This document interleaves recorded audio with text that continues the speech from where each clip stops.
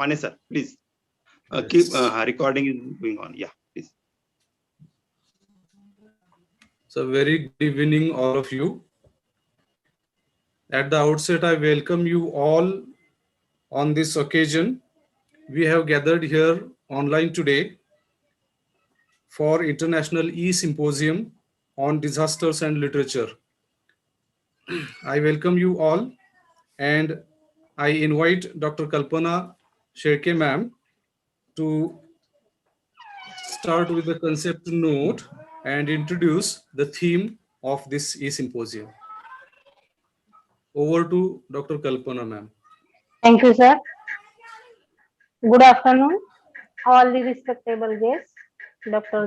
Renu Jain, Honorable Vice Chancellor, Devi Ahilya Vishwavidyalaya Indore, who is the chief guest of inaugural function of today's e-Symposium on Disasters and Literature.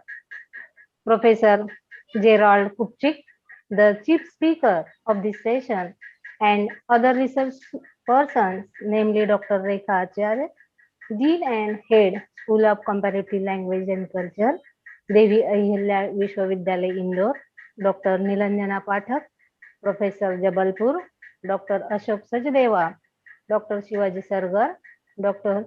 Yangshan Chong, and Dr. Gopal Madhu, and my dear teachers, research scholars, and students.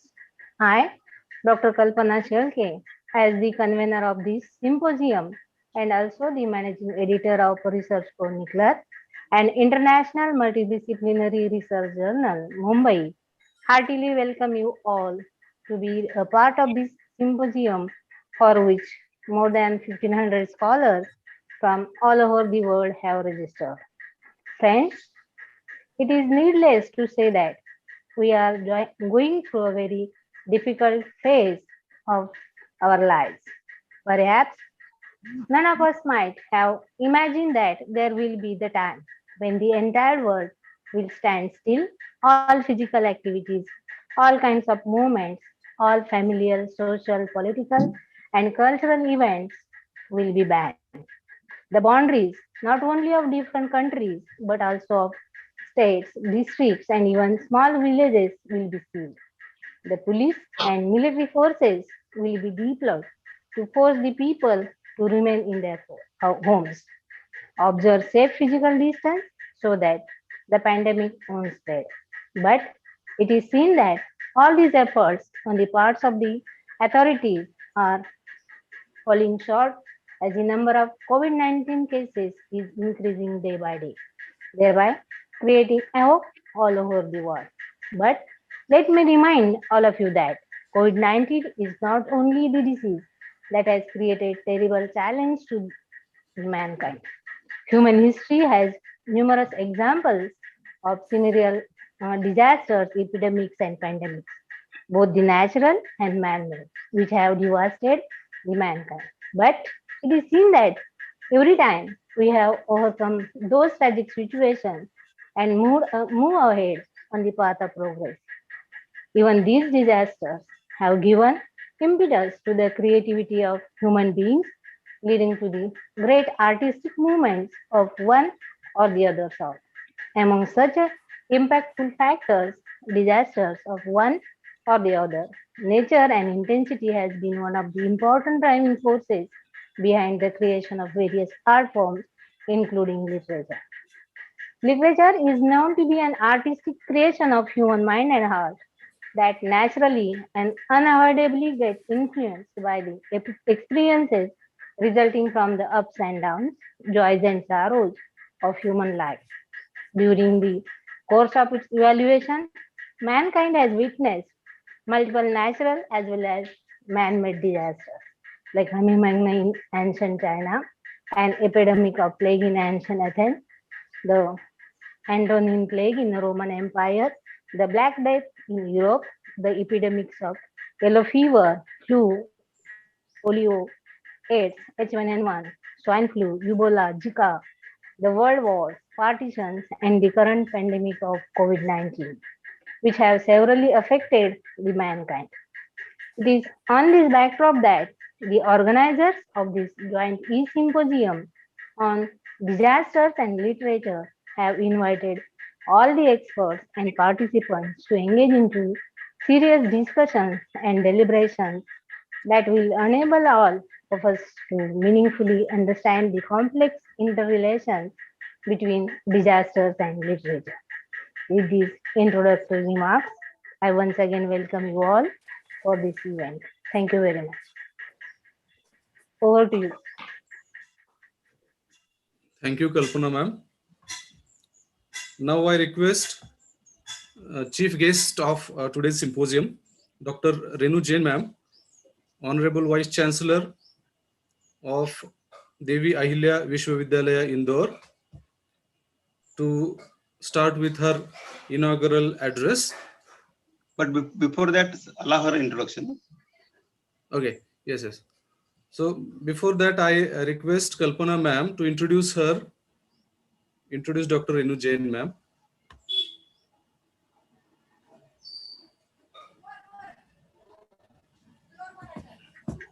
Yes, sir. Thank you, sir.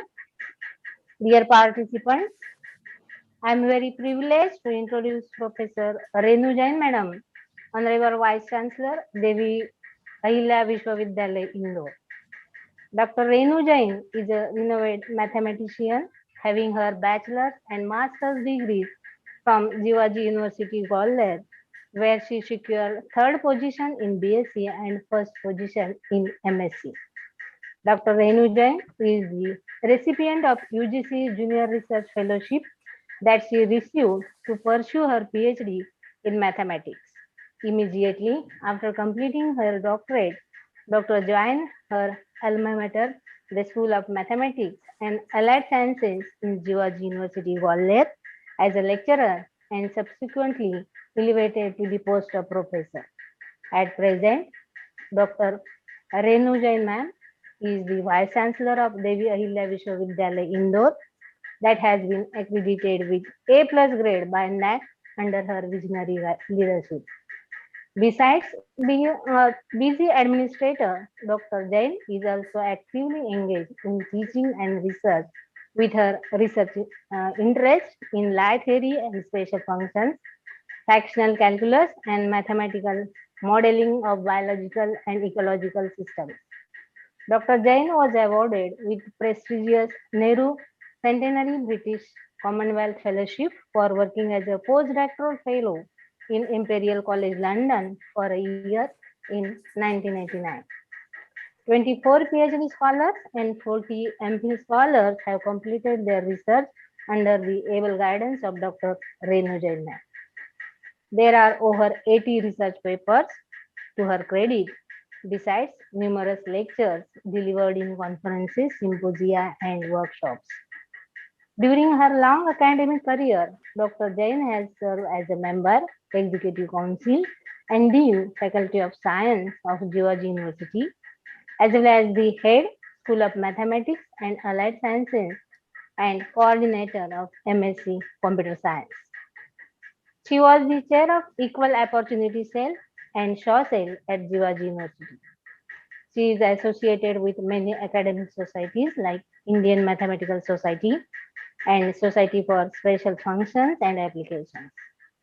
Dr. Jain is presently a member of the editorial board of the Vikram Journal of Mathematics, Vikram University, Ujjain, and an executive member of Vigyan Parishad of India and president of Gwalior Academy of Mathematical Sciences.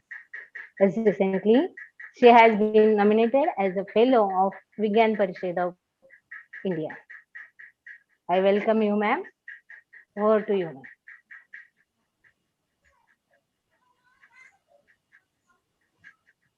Now I request Dr. Renu Jain ma'am to deliver her inaugural speech. Over to you, Dr. Jain ma'am. Thank you so much. Good evening. Honorable speakers, Dr. Zargar, Dr. Chong, Dr. Acharya, Dr. Baghel, Dr. Deva, Dr. Pathak, members of organizing committee, and all enthusiastic participants across the globe who are present over here virtually. On behalf of Devi Ahilya University, am I audible, sir? Yes, sir. Yes, ma'am. On behalf of Devi Ahilya University, I extend a very warm welcome to one and all present over here. It is a matter of great pleasure that the International Symposium on Disaster and Literature has been jointly organized by Research Chronicler, International Multidisciplinary Research Journal Mumbai, Asia Pacific Association of Multimedia Assisted Language Learning Taiwan, Dr. T.N. College of Arts and Senior College of Commerce Ratnagiri, and Department of Languages Deva University Indore.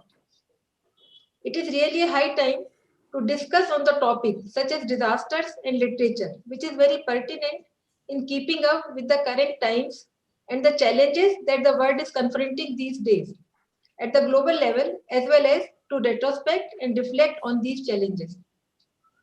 There is no denying the fact that the literature has always played a vital role in the depiction of disasters and their aftermaths that have wreaked great havoc and taken the heavy toll of lives in the history of mankind.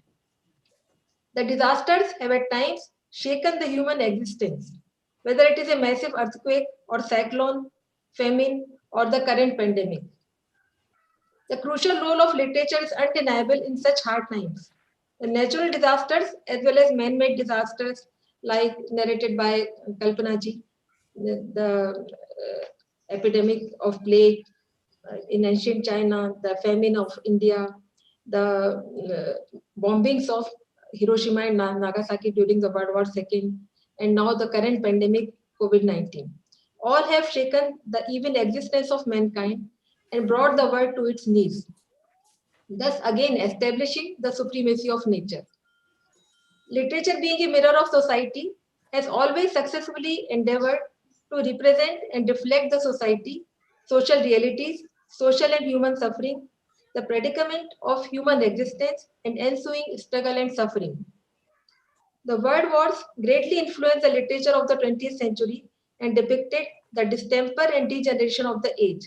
But at the same time, it was a period of scientific revolutions, inventions, and discoveries, which ultimately resulted in the changes in human behavior and lifestyle.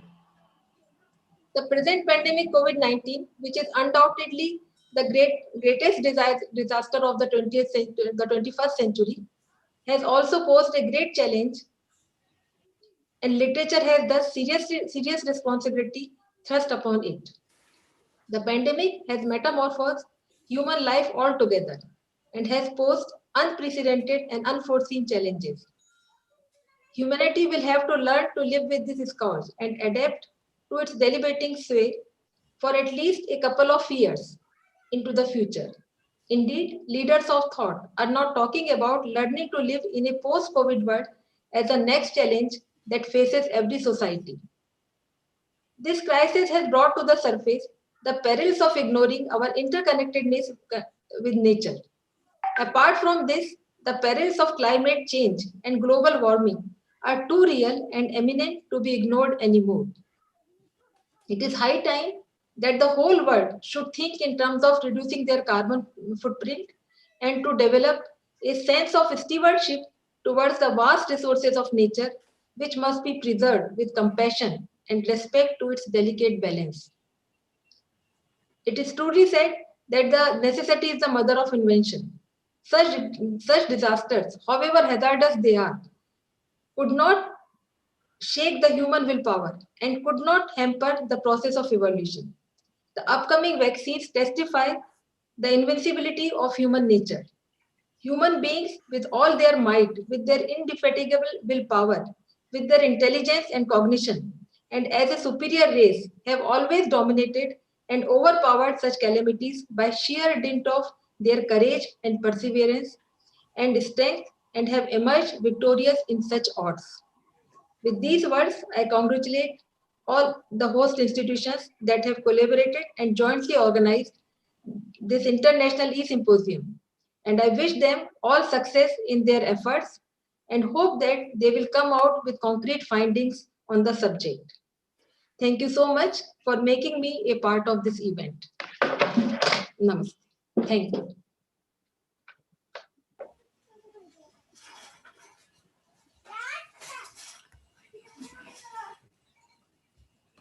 Thank you so much, ma'am.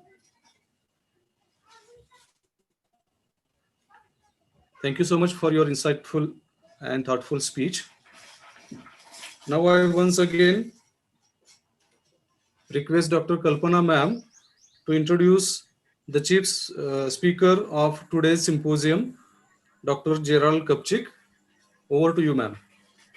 Thank you, sir. Welcome, Dr. Gerald Kupchik, sir. Dr. Gerald Kupchik is the professor of philosophy at the University of Toronto.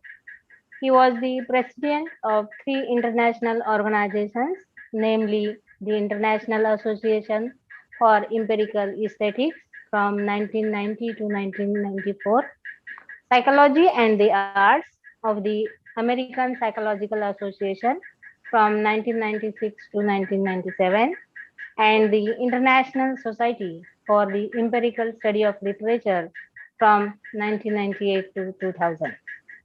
Taking cognizance of Dr. Kupchik's distinguished research and service and his immense contribution to the field of his research, the American Psychological Association conferred upon him the prestigious Rudolph Amheim Award in 2010, and the International Association for Empirical Aesthetics honored Dr.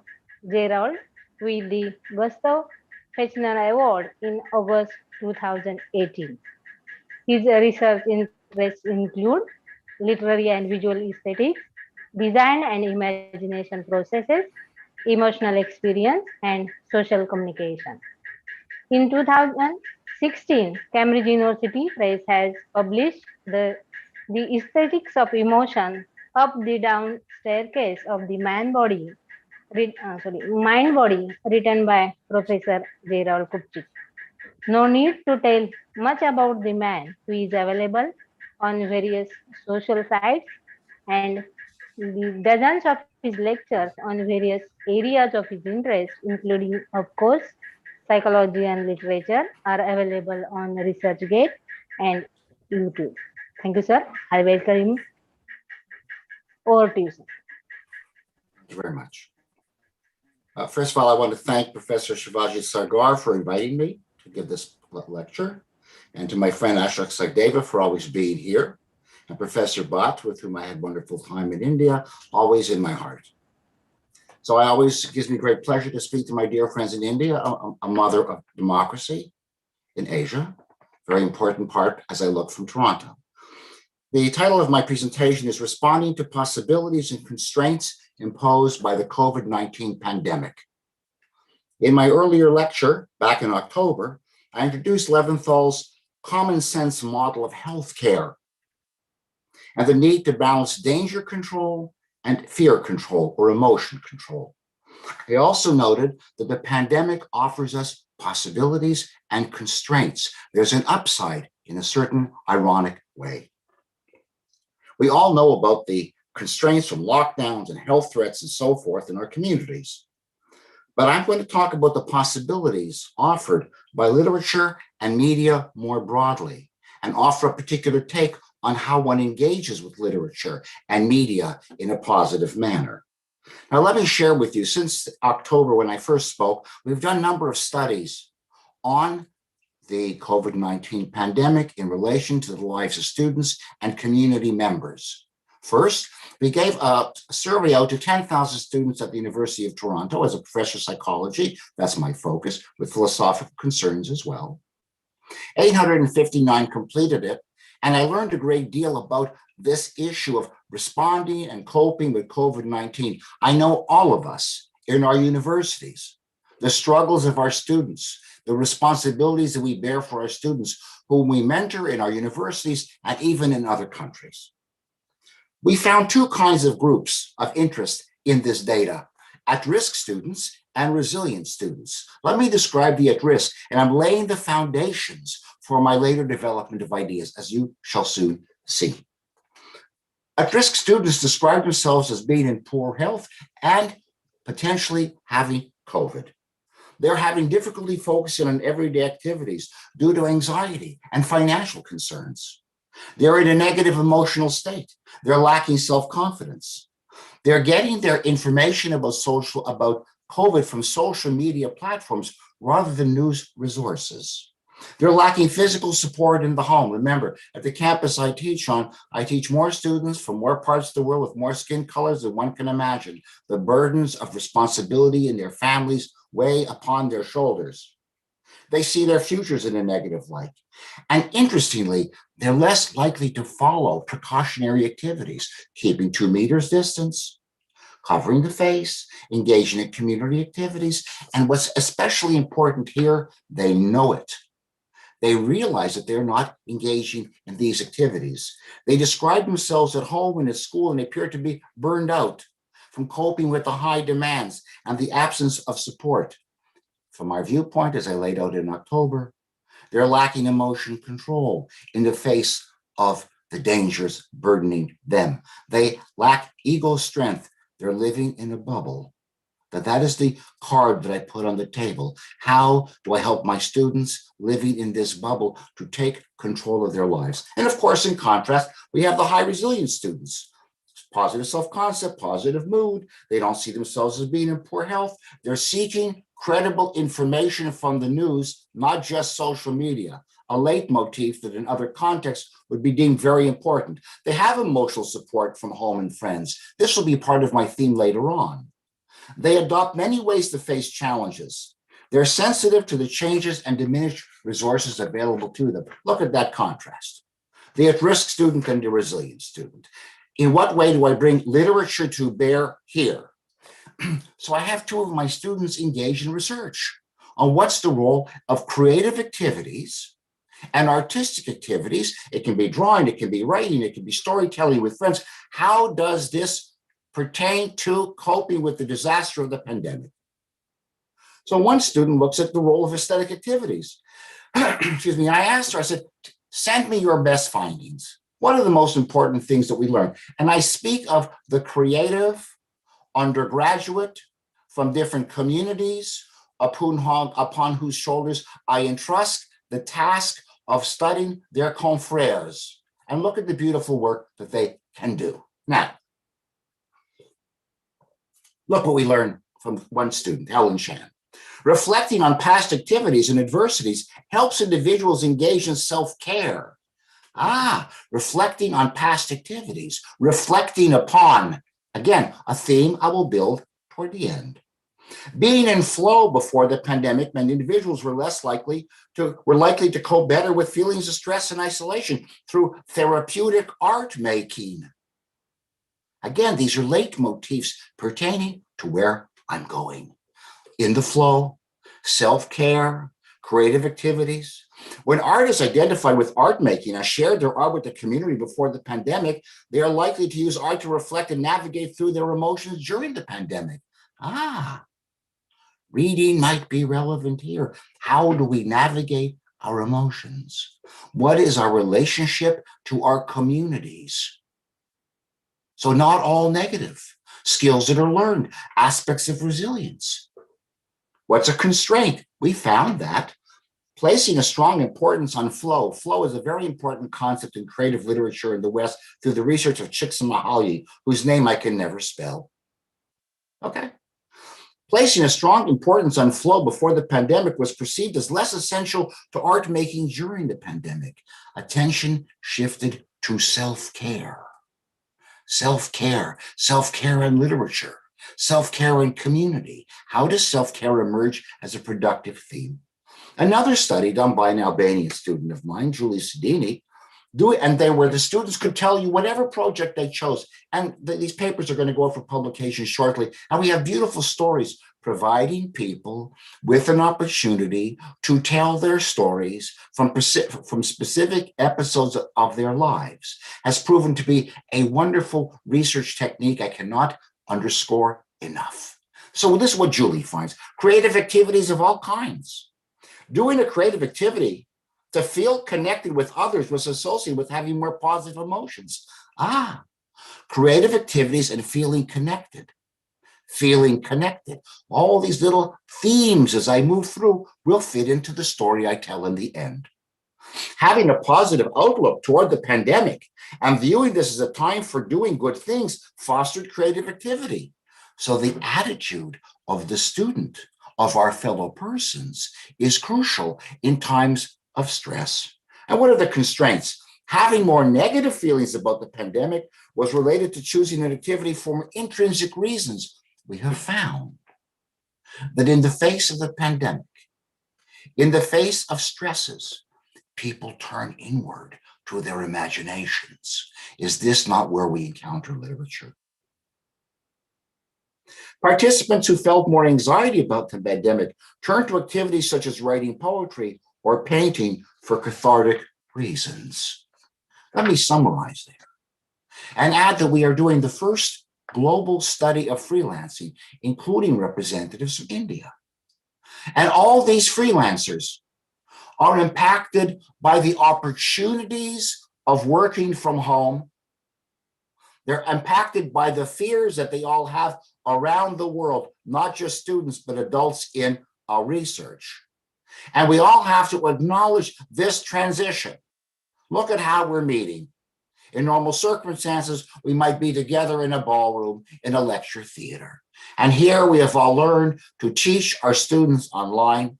We have all developed a community online of sharing meaning across the world without even having to pack a suitcase, though I regret not being in India for dinner.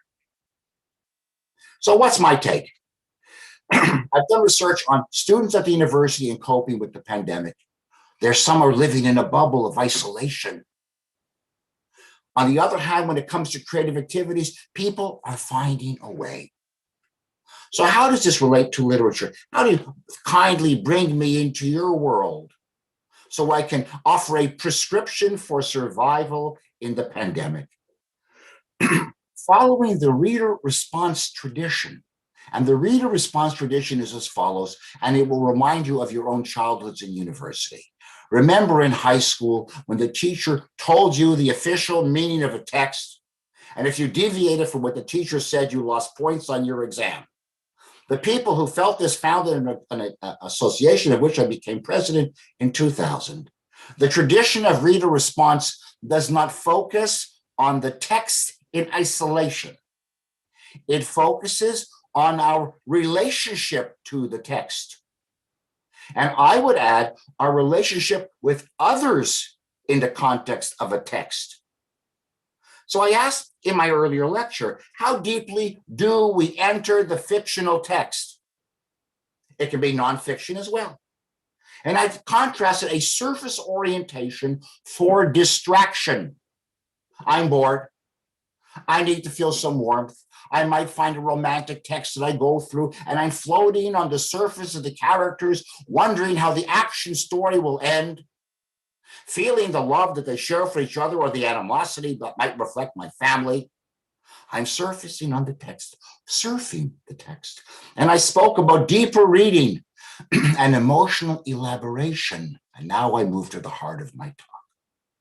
The deeper reading and emotional elaboration pertains to my life.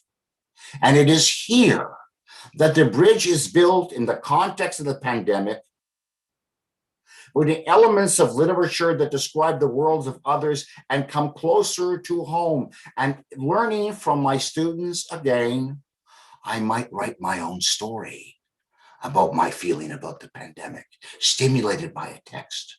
There's a whole world out there of students and people who are engaging in fan fiction, who take a character or an episode from one of their favorite TV programs or books and follow that character.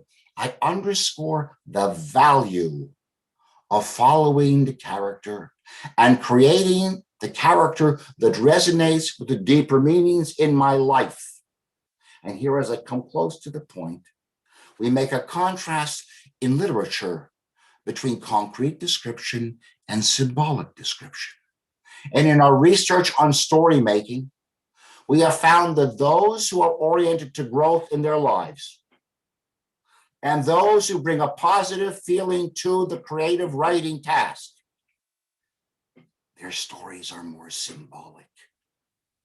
They're not just concrete descriptions. And how do I learn from this in relation to the pandemic? The stories that we understand, the stories that we write can resonate with the fears that we have inside, offering the opportunity for catharsis, for spillage of these emotions. My students who are living in the bubble, in the isolation of the home, where they have so many responsibilities, are bound up within their own fears. I will shortly create a video for them, welcoming them to exit. And here's another point about the literature. When we read, we do not read alone. When we read, we can be members of reading groups. We can be members of writing groups. So what do I have to say in the end about disaster literature? Disaster literature shares with us events in the great past of our own people or those of others, to which we might resonate because of personal meanings that are echoing in our lives in the tragedy of the moment that we read in the papers, losses in our family, losses in the families of friends. What is the role of literature here? The role of literature is it provides us an opportunity to escape the tragedies that surround us in the immediate moment and enter, as Coleridge would have us, with the willing suspension of disbelief into the realities of other people's lives and those of our own. And what do I say in closing?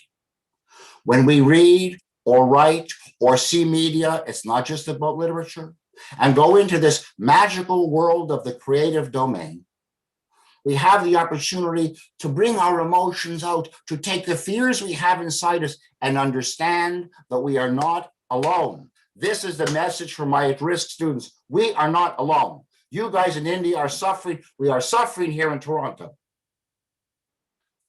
In the act of recognizing the suffering of the other, of feeling the empathy, of not feeling isolated. And here's the point. We are in a position to move to a transcendental state of awareness, of reflections of our own lives and on our own lives and those of others, because we are not alone. So just as we might go to the doctor to get the pill or the hospital to try to save us in the moment of crisis, I say in the end that literature is the pill of life because it opens a door and permits our feelings to come out. Because in sharing our world with others and learning of the worlds of others, we are not alone, even in the midst of a pandemic. So yes, there are the constraints of the pandemic. We are in a lockdown. We cannot see our friends. We don't have our social world. And yet literature offers us the romantic opportunity to remove ourselves from isolation, to share our feelings with others, and to empathize with our there. Healing and literature go hand in hand. Thank you for your patience listening to my little story here. Thank you again. Thank you very much, Dr. Kupchik, sir. It is always pleasure to listen to you, sir. And we are fortunate that we are meeting twice during this pandemic virtually. So thank you so much for your views that you have shared with all of us. Now I request Principal Dr. Vijay Kumar Khoth, sir, from Dr. Tatya Saheb Nathu College to introduce the resource persons of the next session, Dr. Nilanjana Pathak ma'am and Dr. Rekha Acharya ma'am. Over to you, Principal Dr. Vijay Kumar Khoth, sir.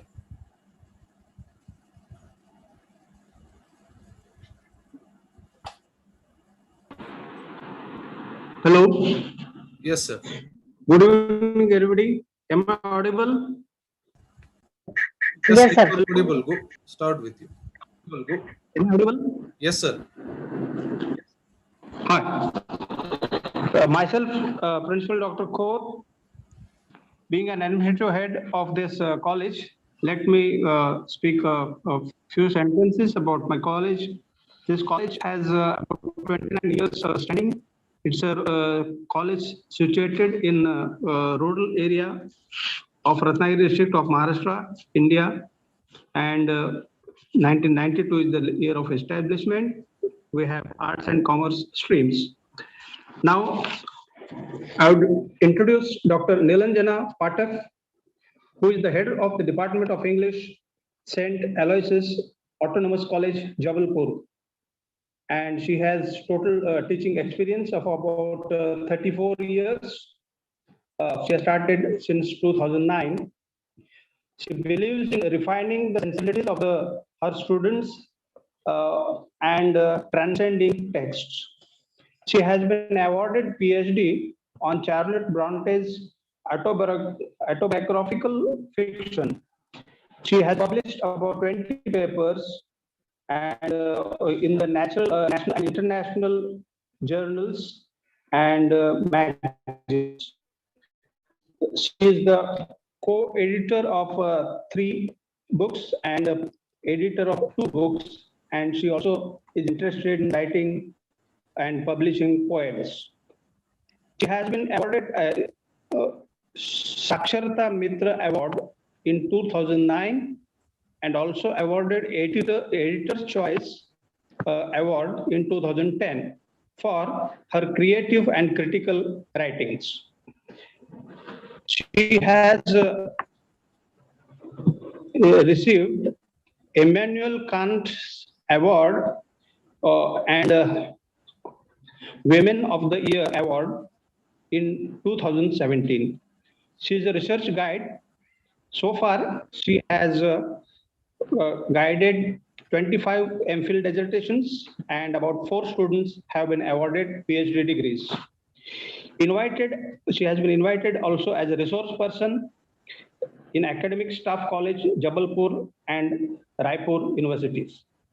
Editor of Ninad and JMRS multidisciplinary biannual journal. She has presented papers at Oxford Mansfield College, which was appreciated by international audience during 2013. She is the chairperson and also co-chairperson in the Souvenir Committee of World Ramayana. Respectively, the years are 2019 and 2020. Currently, she is the head of Central India of ISL, that is Indian Society for Promotion of English Language and Literature, and she is also a research person for this. So, according to her, the purpose of life is life of purpose. She believes in that. And as far as the future plan, her future plan is concerned, she wants to explore new frontiers, making every experience in life a teachable moment. So this is the introduction of Dr. Nilanjana Pathak. The next person whom I am going to introduce is Dr. Acharya, who is professor in economics. He has been the dean and head of School of Social Sciences, head of School of Comparative Language and Culture, Devi Indore. As far as qualifications are concerned, she has acquired her MPhil, MA, MPhil and PhD in economics. And as far as teaching experience is concerned, in addition, she has also done her MBA in HR with first class distinction throughout her studies. This is her outstanding quality. And recently, she has published papers, about 40 papers have been published, and recent publications are 14. And she has completed about 4 research projects, and she has delivered special lectures. The total number of those delivered lectures is 25. So we have got such 2 resource persons whom I have introduced. I wish all of you all the best for the continuation of this symposium. Thank you for joining. Thank you, Principal. One and all. Dr. Thank you. Kumar, sir. Now I request Dr. Nilanjana Pathak, ma'am, to share your views with us. Over to Dr. Nilanjana Pathak, ma'am.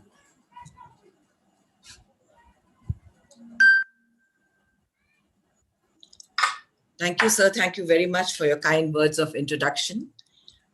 Evening greetings to most esteemed chief guest, Dr. Renu Jain, the convener of the symposium and her entire able team, the chief speaker for today, and my co-speakers, and the enlightened virtual audience.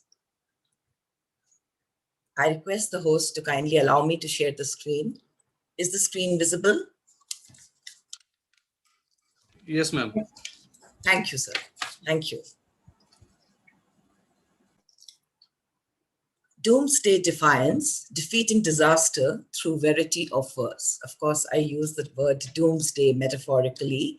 And as you can make out from the slides, I'm going to confine myself only to one disaster, and that is the Twin Tower terrorist attack of 9/11.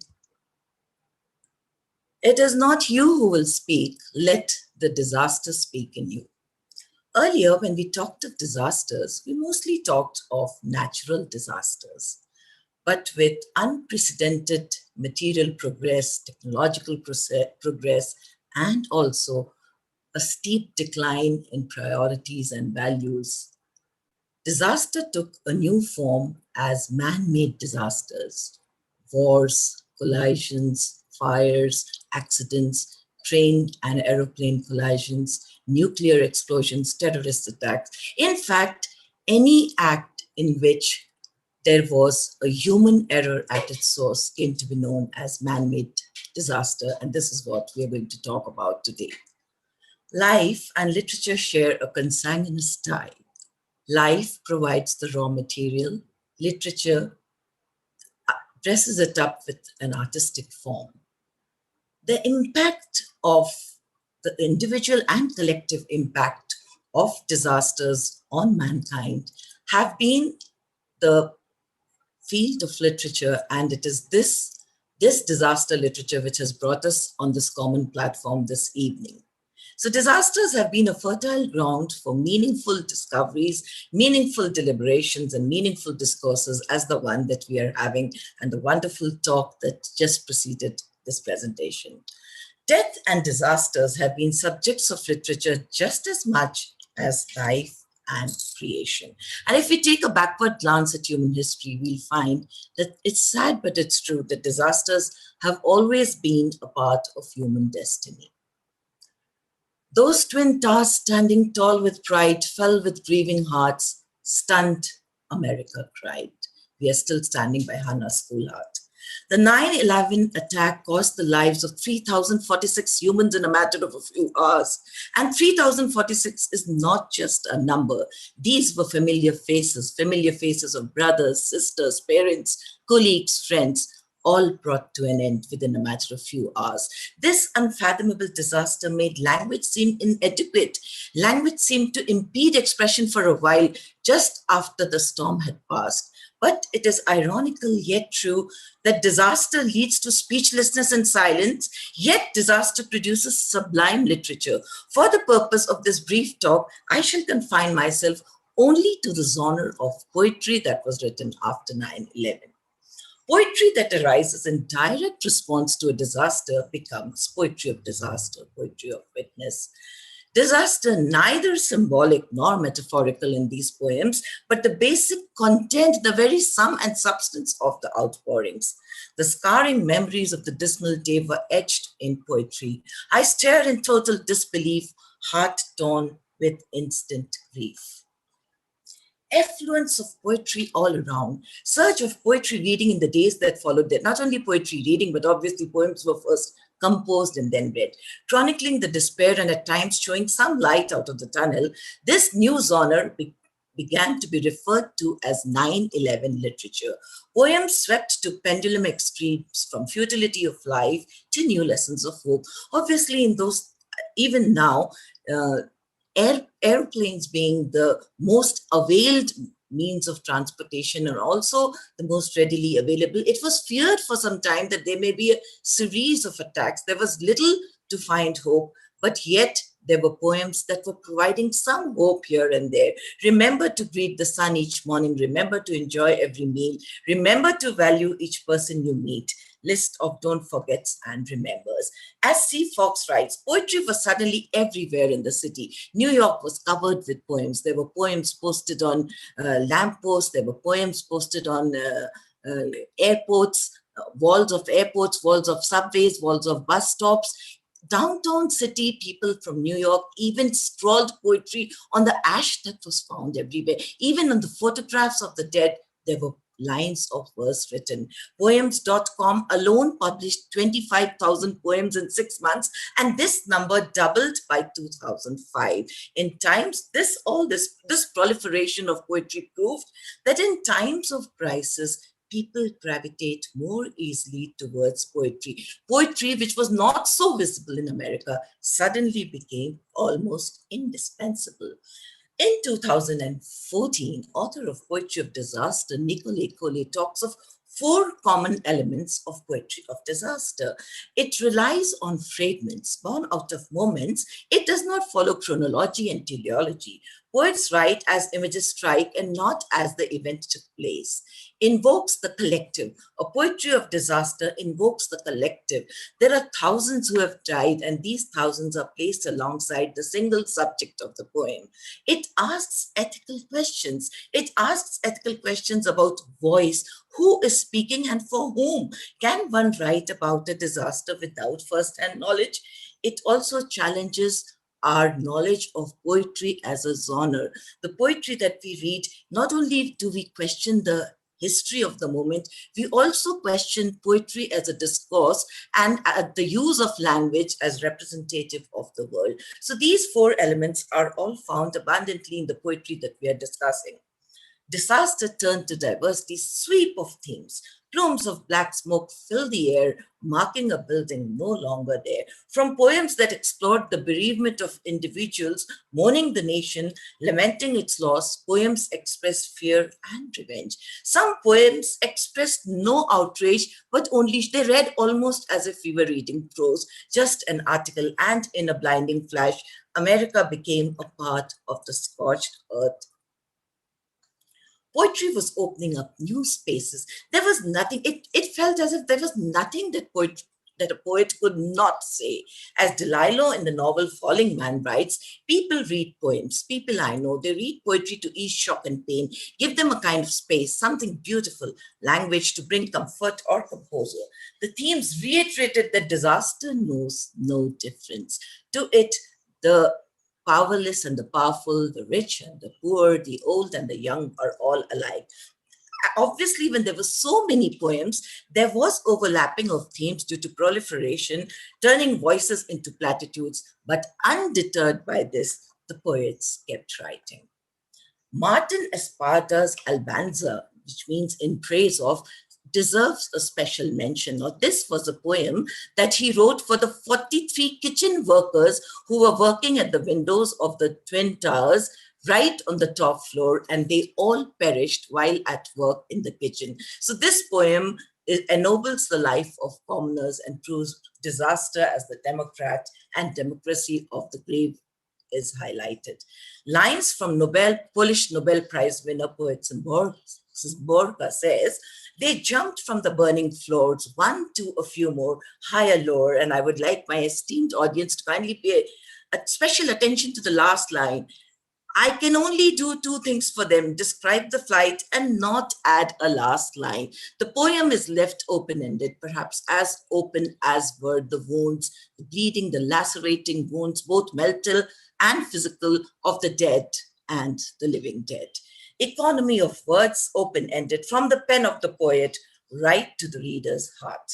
More than 10 different poetry anthologies came out after this 9/11 disaster, and 2 important ones that earned instant popularity were September 11, 2001, American Writers Respond, which was a miscellany of articles, essays, and poems, and one of the most important literary documents of the attacks. And the second was Poetry After 9/11, an anthology, New York Poets.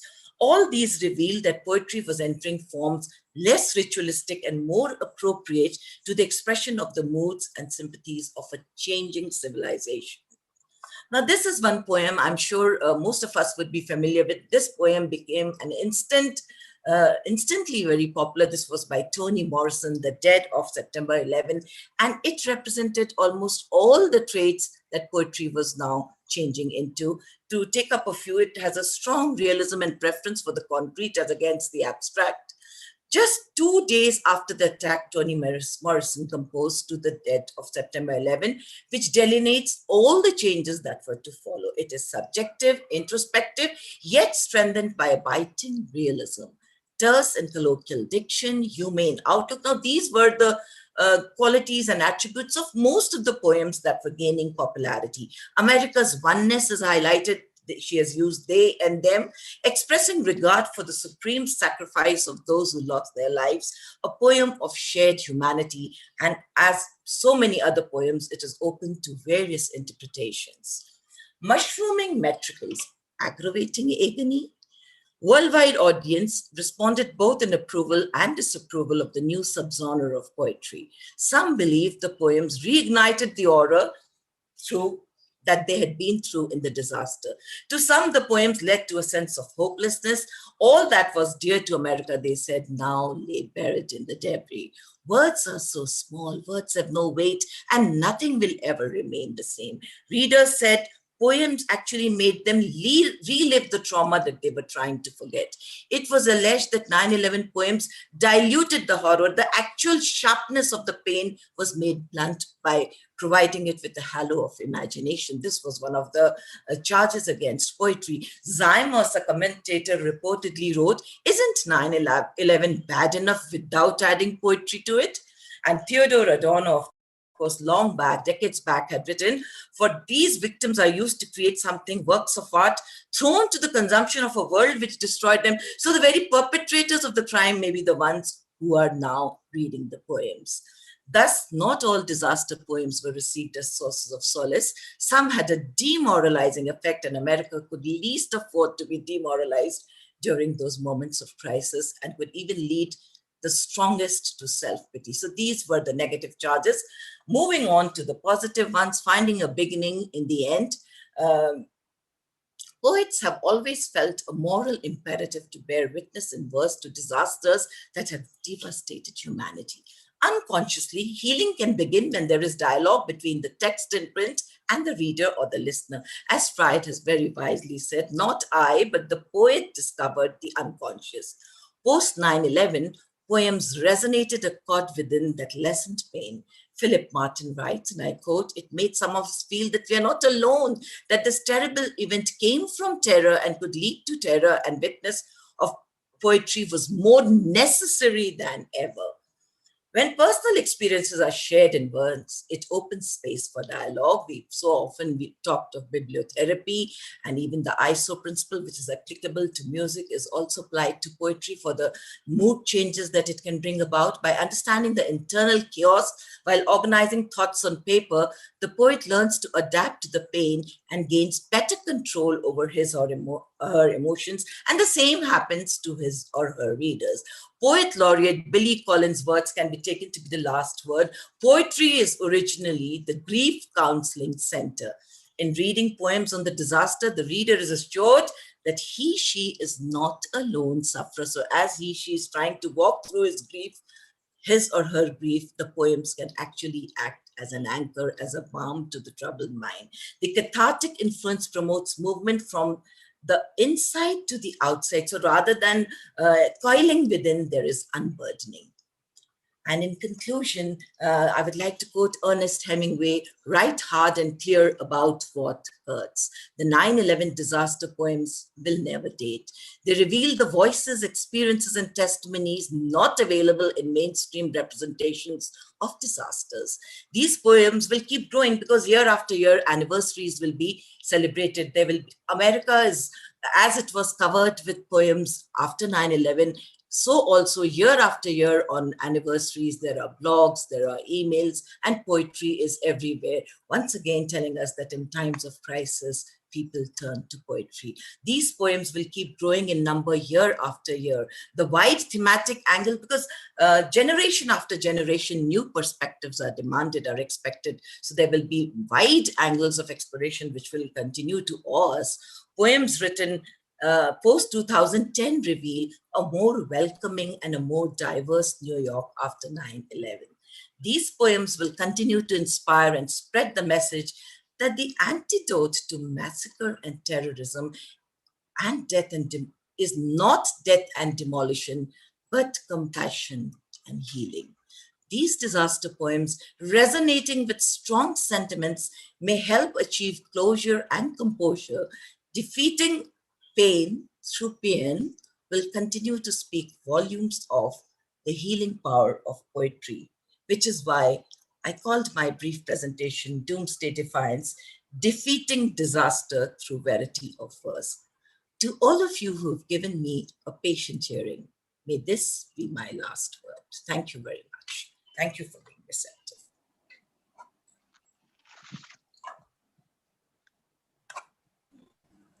Thank you, ma'am. Thank you so much for your insightful presentation. You have rightly pointed out that poetry is a healing force, and disasters also get reflected in poetry. Amid COVID centers nowadays, poetry can serve as a counseling center, as you have rightly pointed out. Thank you so much, ma'am. Now I request Dr. Rekha Acharya, ma'am, professor from School of Comparative Literature and Culture, to share her views with us. Over to you, Dr. Rekha Acharya, ma'am. Thank you very much, Dr. Mandadane. Good evening, everyone present here on this online symposium on literature and disaster. I really would like to heartily greet all my predecessors, speaker, and at the same time my co-speakers who spoke elaborately on literature and disaster. So I'm not going to waste the time on explaining things about it. And I am very indeed happy to associated with this association on this particular symposium, which is being organized internationally. As far as the topic literature and disaster is concerned, every pandemic or every such kind of disaster, which is really painful, and many a times it ruins many lives. Yet, with determination, we can say that it teaches us also. It teaches many new things to look forward in our lives. It teaches us which is the other way round and spread our thinkings. It teaches us to avoid our mistakes and look forward and contribute into the development of human life. The crisis management leads new innovation in life. For example, when second wave of pandemic came, basically lot many innovations we have experienced in especially in India, when our small and tiny industries have started manufacturing new things. At the same time, when you talk about with literature, it has expanded the horizon into the field of not only the poem, but also many laureates have expressed their views through their stories, fictions, and other dimensions of literature. Such kind of phenomena which is emerged from the disasters, such as feeling, pains, emotions, etc., they usually come in the field of literature and becomes a strong point of expressions. And they narrate lot many things with them, different dimensions they include, and it becomes the main aspects of expression for mankind feeling and the society. Such kind of disaster, they pose literature in realistic and rational manner. As we all know, that disasters can be man-made or natural. Natural disasters leads to mass destructions, and disasters such as flood, drought, and diseases are like pandemics and all. They all have touched human sentiments and their changes through literature. The expressions are very well visible in literature with different type of writings. Actually, it takes place from such type of disaster narrating its different modes and dimensions for decades. Academic community has been continuously emphasizing and creating different type of expressions in their literature. Many a times, literature also highlights different types of conflicts, and they are very well explained. For example, a research paper recently published entitled as A Dilemma of Language, Natural Disaster in Academic Literature, which concludes that while hazards are natural, but disasters are not. Disasters are man-made and usually arise due to poor urban planning, socio-economic inequalities, non-existence of policies, and poorly regulated adaptation and mitigation, avoid detection. All such issues can be addressed by literature in detail. In India, when we are looking forward to bring subsistence changes in our new educational policy, and when we are thinking about that education will become interdisciplinary, multidisciplinary, and sometimes transdisciplinary in nature, all such type of problems will come into the literature in the form of stories, poems, and fictions, and drama and literature. So there is a close connection between literature and disasters, and any kind of pandemic will always comes in the writings of academic law, other parts of the world, because people want to express their different type of feelings under different circumstances and situations. Literature provides them a platform to express their emotions, feelings in different manner.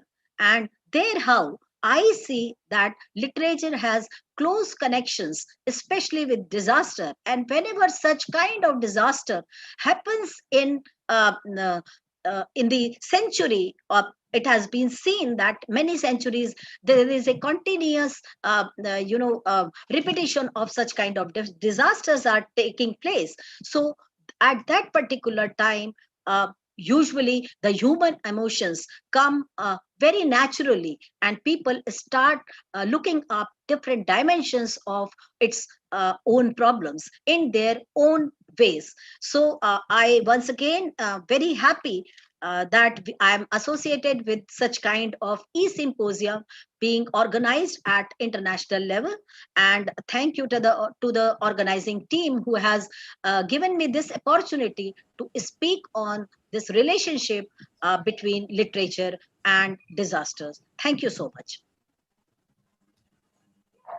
Thank you, ma'am. Thank you so much for your speech, in which you shared your views regarding the disasters, man-made as well as natural, and how disasters get reflected into literature. Thank you so much for that. Now I request Professor Sutar sir to introduce the resource persons of the next session. Sutar sir, can you hear me?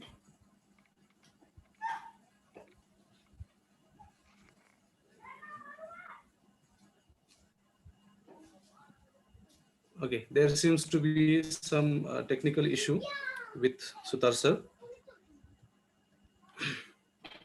The resource persons for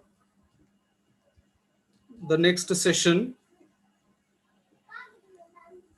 one of the resource person is Dr. Ashok Deva. Let me introduce Dr. Ashok Sachdeva to you in brief. Dr. Sachdeva is a professor of English at Mata Jijabai Government Girls PG College, Indore, and faculty at Department of Languages, Devi Ahilya University, Indore. He has 40 years of teaching experience at UG and PG level and 15 years of experience as a research guide at PhD level and 20 years of teaching experience at MPhil level. As a research guide, there are 25 research scholars who have got awarded PhD degree under his supervision. He is an ex-Vice Chancellor's nominee from 2015 to 18. He also is an ex-chairman in Board of Studies in English, Devi Ahilya University, Indore. He is a member of RAC Board Indore University since 2012 to 19. He is a member in Central Board of Studies English Government of MP Bhopal since 2008. He is a member of Board of Studies in Vaishnav Vidyapit Indore Government Girls College Bhopal, St. Aloysius Jabalpur Christian Eminent College Indore, and Kasturbangam University Indore, etc. He also is a principal investigator in UGC major research project that he completed in 2014. He also has worked as examiner, external referee, as well as visiting professor in universities at Mumbai, Amravati, Jabalpur, Nagpur, Gwalior, Jhansi, Ujjain, Raipur, Bilaspur, etc. He had chaired a number of sessions at national and international level, as well as he has delivered plenary as well as keynote speeches at a number of national and international events. He has published more than 30 research papers and articles, as well as he has shared his writings in 4 edited books. Steering committee member he was for selection of professors. He is a member of College Inspection Committee, legal officer of convener of legal cell of government higher education at MP. He also is a convener of personality development cell of higher education. He is such a person that he has held a number of positions during his academic career. So to cut his profile short, I introduce the second resource person of this session, my friend, philosopher and mentor, Dr. Shivaji Sargar sir, who has worked for a number of years where I am working. So we have the same parent institution. He has also worked as head of the Department of English, University of Mumbai. He is a recognized research supervisor, and a number of students has achieved PhD degree under his guidance. He also has worked as a resource person and chairperson at a number of national and international events.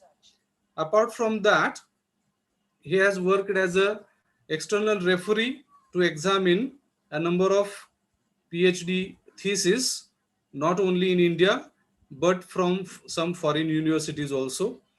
He has, to his credit, a number of research publications and books that he has published in the area of his specialization. So I welcome once again Dr. Ashok Sachdeva, as well as Dr. SD Sargar sir. And now I request Dr. Ashok Sachdeva sir to begin with his presentation. Over to you, Dr. Ashok Sachdeva sir.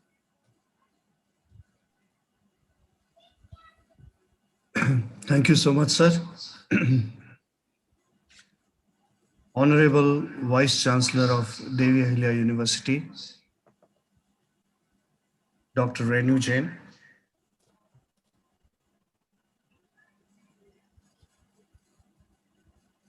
Dr. Jiral Kapchik from University of Toronto,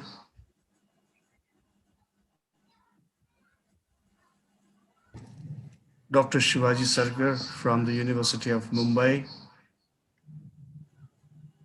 Dr. Rekha Acharya, the head of Department of Languages, Deva University, Indore, Mike Chong, and Samadhani Manesar, and all the dignitaries and academicians present here in this platform.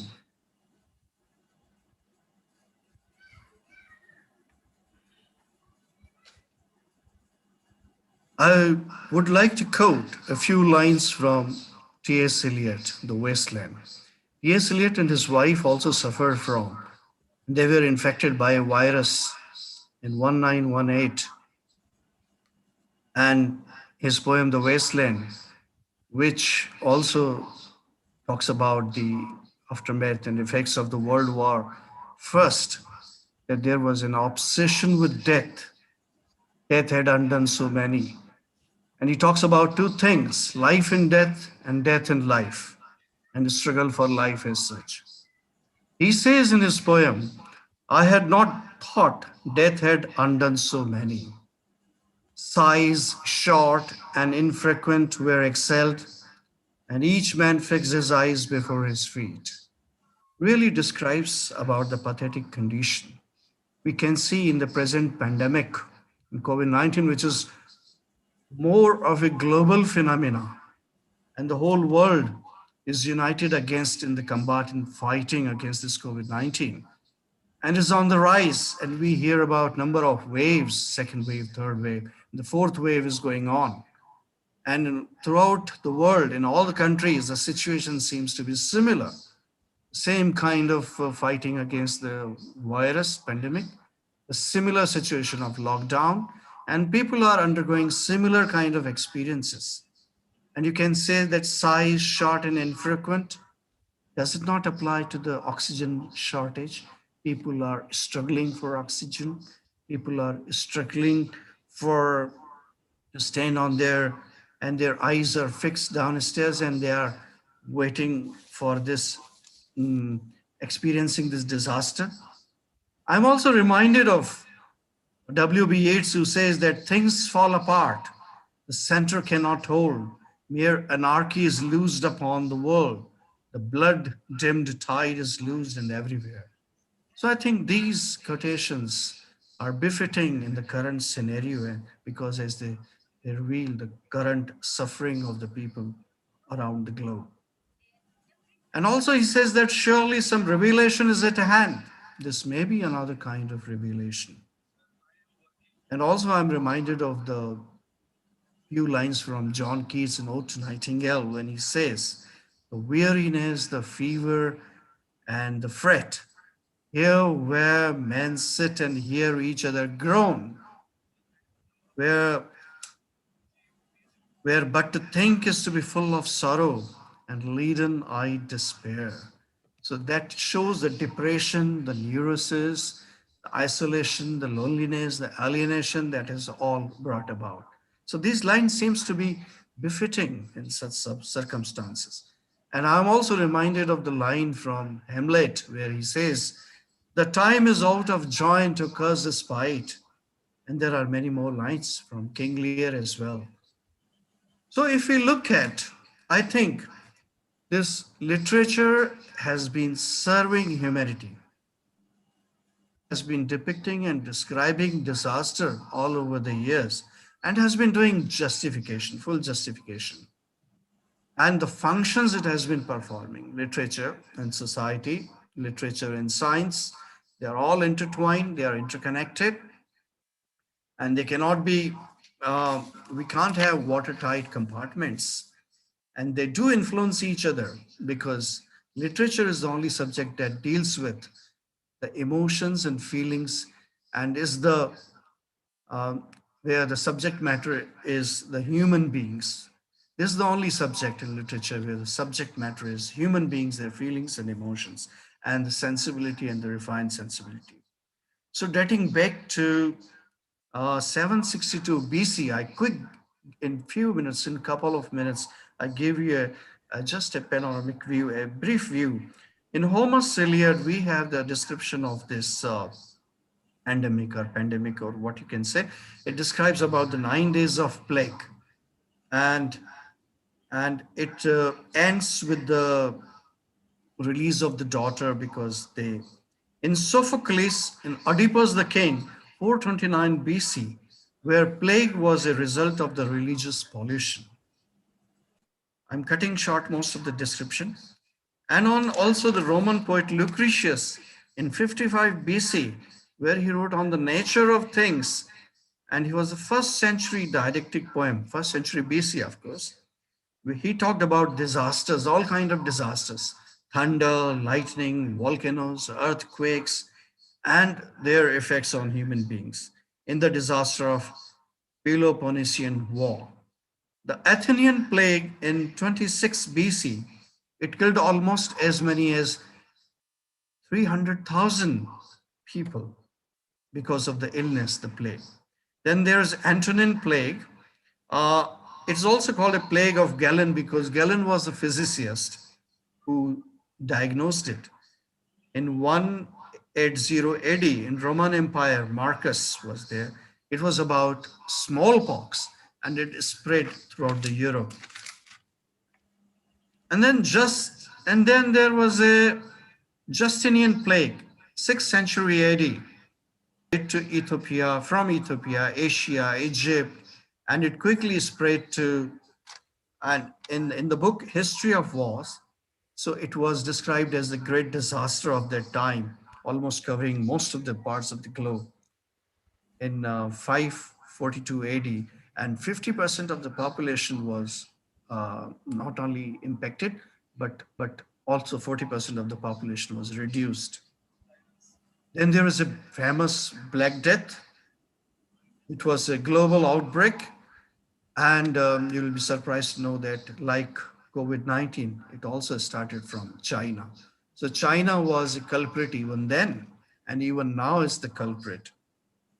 And it was in 1347. It was responsible in killing 150 million people. So the population from 4.5 came down to 300 million. So it was considered to be a punishment. I think literature has, if you talk about Bible, if you talk about Ramayana, Mahabharata, the Gita, they have been propounding different kind of theories. They have been looking at these disasters from different perspectives. And even the writers of literature, they have been describing it from their own perspectives at times.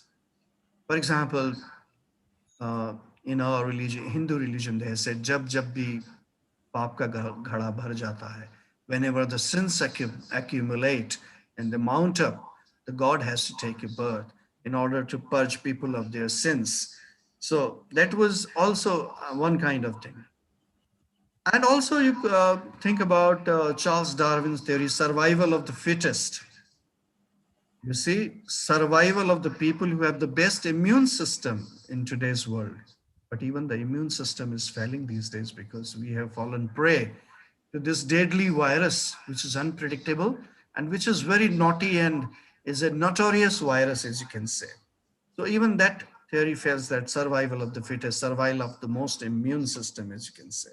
Nobody can be so claiming or can have a boastful claims in this matter. So in that case also, the gap between the rich and poor had broken at that time. And Nostradamus, as you may know, belongs to this period, who was... The first case of quarantine appears in Rugasa in 1377, and there was an island that is known as Lockdrum, and the people were quarantined for 30 to 40 days in order to get themselves cured.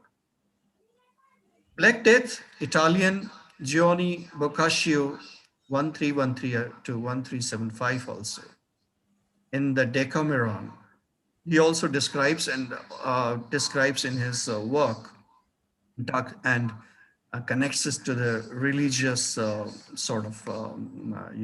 things like even the own relatives, mother, father, brother, sibling, they abandoned or deserted their own kith and kin in order to save themselves from the deadly diseases.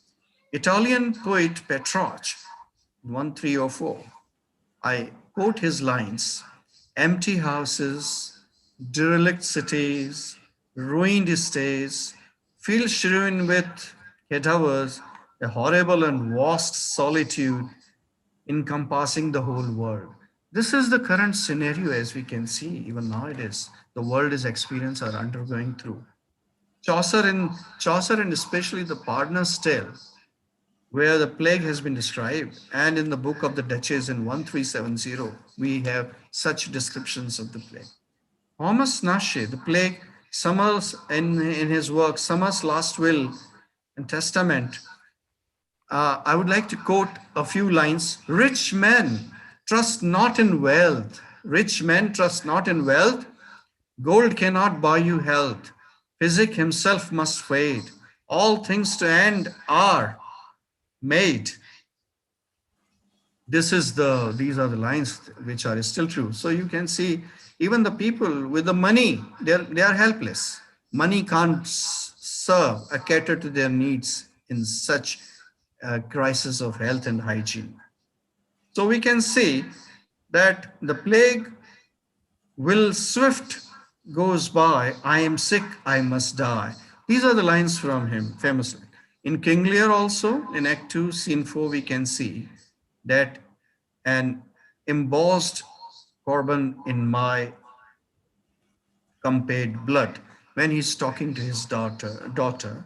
And then Ben Jonson's The Alchemist is also in 1610. Daniel Defoe, of course, is 1722, where he says in Journal of the Plague Year, and in London 1665. And then pandemic, one name is to be mentioned, Mary Shelley's The Lost Man, 1826. And then Edgar Allan Poe's story, The Masque of the Red Death. Jane Eyre's, written by Charles Bronte, Some go home only to die, some die at school and are burned quickly, means they are quickly disposed of. Charles Dickens, Bleak House, 1853, chapter 3 also. The Spanish influenza of 1918, death by flu. It also affected 50 million people. And as you can see, the World War First affected 8.5 million people. So the disasters of World War First and World War Second, they are in literature and has influenced the literature and the agonies and the suffering and the human suffering and all that. Then Catherine Anne Porter's, and I quickly, even if Wasteland is a record of sensory experiences of acute infection, as we can say. Interpretations are too many. Albert Camus, The Plague of 1947, that plague must be faced.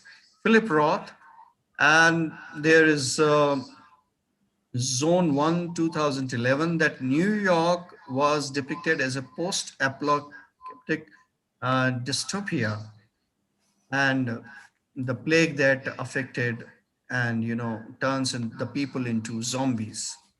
So coronavirus is also like that. For example, we might have seen a film where one character is touching the other and that's turned into a ghost and the whole population is turned into the ghosts. So is the case with that it is now becoming almost airborne, where thousands of cases are being discovered in the city. So now what these descriptions of literature. So literature has justified itself by the descriptions and depiction of such in terms of the evolution, even in terms of the resolution, and even in terms of the offering the solution. And therefore, it has been dealing with the patience, empathy issue.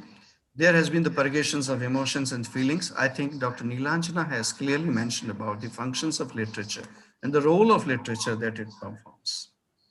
And then literature also does to create order, some method in madness, to create order out of disorder. And of course, I picked one phrase, which is coherence out of chaos.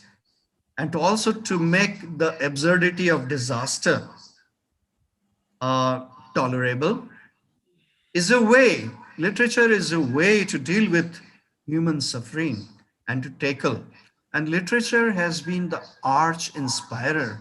It has inspired the scientists, the social scientists to come on the platform, and it has paved the way for the new discoveries, new inventions, and all that. As our Vice Chancellor, Madam, said, that necessity is the mother of invention. And therefore literature has been, infusing. Now there has been moralizing, demoralizing, and literature has been boosting your morale as well. It was giving you the spirit of fighting as well, and by giving glimpses into the mishaps, it was a signal to human beings, it's a signal to human beings to change their nature. Literature had been very revealing. It has revealed the various aspects which sometimes human beings are blindfolded to and they don't pay attention to. Another theory is we can say that the religious, look at from the religious perspective, so the role of literature has been immense, and there are numerous points that can be advocated in favor of. So I am thankful to this great forum where I have key speakers like Gerald Kupchik at the international level. I know personally Dr. Gerald Kupchik and have met him on a number of occasions. He has been more than a friend, philosopher, and guide to us. And I agree with him that compassion and empathy is something that can save us. And that is what can bring about the resurrection. Nilanjana Pathak has also emphasized the role of literature. So I'm thankful to my own Department of Comparative Languages and Culture, Dr. Rekha Acharya Madam and Dr. Shivaji Sargar, for giving me this valuable opportunity to be here among such dignitaries. Thank you so much. Over to the organizers. Thank you, sir. Thank you so much for your presentation, in which you have given a panoramic view ranging from medieval period up to present, and you have shared your views regarding how disasters have affected literature, and they are going to affect literature in future also. Thank you so much. Now I request Dr. Shivaji Sargar sir to share his views on the theme of this symposium. Over to you, Dr. Sargar sir.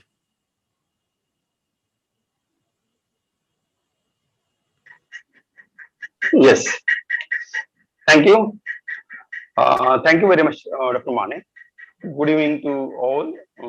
Honorable Vice Chancellor, Devi Ahilya Vishwavidyalaya Indore, Dr. Renu Jain ma'am, Dr. Gerald Kupchik, Dr. Rekha Acharya, Dr. Nilanjana Pathak, Dr. Gopal Madhu, Dr. Ashok, Deva, my friend, who is always with me, and the organizers of this e-Symposium on disasters and literature. Before I begin, friends, let me put on record my sincere thanks to all the organizers, Research Chronicler, the journal from Mumbai, and the editorial board and managing editor of that journal, Dr. Kalpana Shakti. Dr. Vijay Kumar Khoth, the principal of one of the colleges, who is the co-organizer for this conference, e-Symposium, sorry. Dr. Samadhan Mane, who is anchoring this event, and Dr. Sutar, the co-convener. Friends, for the last more than a year now, we are in this terrible pandemic situation.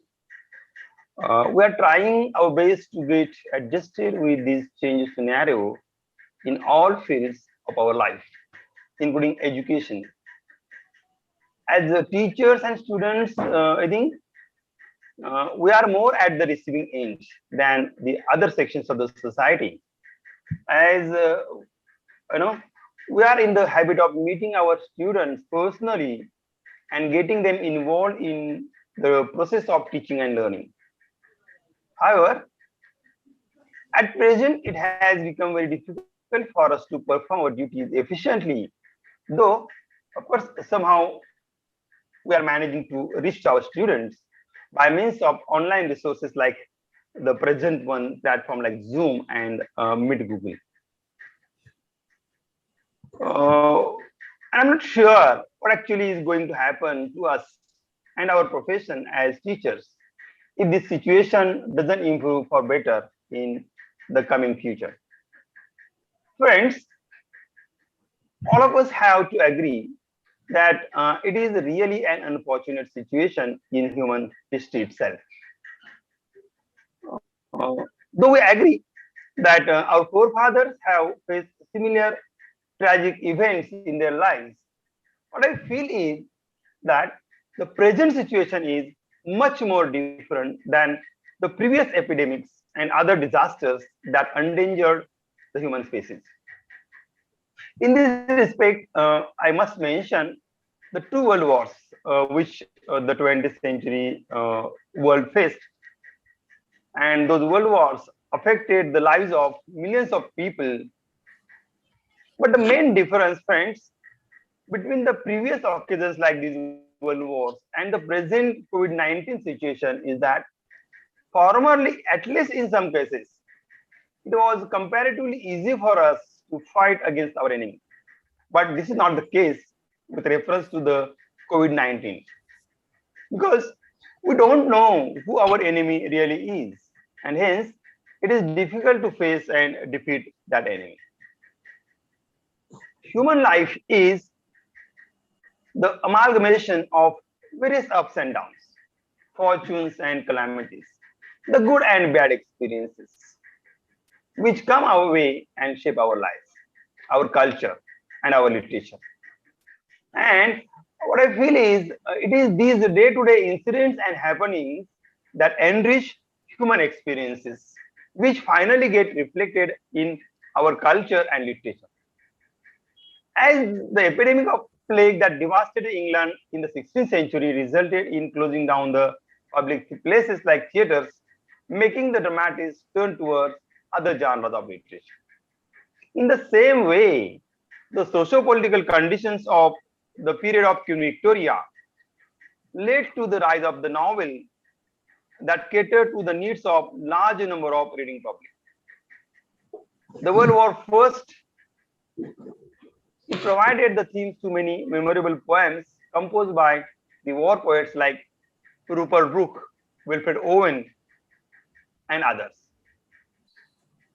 Hitler, his atrocities led to the Holocaust literature that minutely depicted the horrors of dictatorship. The sensitive writers like George Orwell came up with his The Animal Farm that speaks about the ill effects of absolute power. On the same lines, friends, we have African American literature, which is the result of blatant atrocities inflicted upon the lives of African American slaves in America.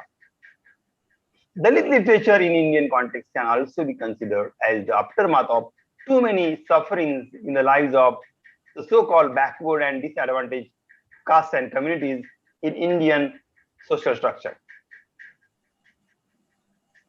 As we are speaking about India, definitely we should not forget partition of 1947, which gave birth to partition literature in many Indian languages as well as in English, which actually is the result of the aftermath of partition of a nation giving birth to India and Pakistan. So it can be said that all these socio-historical events in the lives of mankind have given birth to the literature specific to its time and happening. So naturally, what I feel is the time which the people all over the world at present are facing is definitely going to affect the culture and literature of the coming years. Though I agree that it is too early to predict what kind of literature will be produced post COVID-19 or how this present scenario will affect our culture, it is for sure that the literature and culture after the end of this pandemic will be a little different than what it has been for quite some time now. As with every passing day, the effects and their intensity are increasing on large scale. You might be following the numbers every day. The government agencies are announcing the numbers of COVID-19 affected cases, and it is creating a lot of problems for us. One very important area that is getting affected by this particular pandemic is the economy. And economy has been affected by the present situation. You know, at global level, China was the first country to be affected by corona. That led to the shutting down of all human activities in the city of Wuhan. And then it came to Europe and Australia and America and then Russia, step by step, forcing these ultra-developed countries to shut their businesses, thereby tremendously affecting their economies. The same thing happened in India, as the lockdown has seriously affected Indian economy. Just recently, yesterday only, you might have seen the stock market has plummeted to up more than 700 points yesterday, when the government is mulling over the next lockdown, maybe a couple of days from today. But as this webinar is about the disasters and literature, it is interesting to see how it is getting affected by corona. But one thing is for sure, let me tell you, that literature which was created in the past and also the one which is being created now has the features of the pandemic. So to get into the history of pandemic literature, we can think of a very famous 14th century masterpiece by Giovanni Boccaccio named the Decameron. In this book, Boccaccio, he comes across with the idea of bringing together a group of 10 people, 7 women and 3 men, who were quarantined for 10 days, to narrate stories that are bawdy, hilarious, and erotic. The stories these characters in Decameron narrate are not just a means to pass their quarantine days, but they also enable these characters to emphatically state that they are human beings and they have got all the right to live, and not just to live, but to live on their own terms and conditions as per their own likes and dislikes.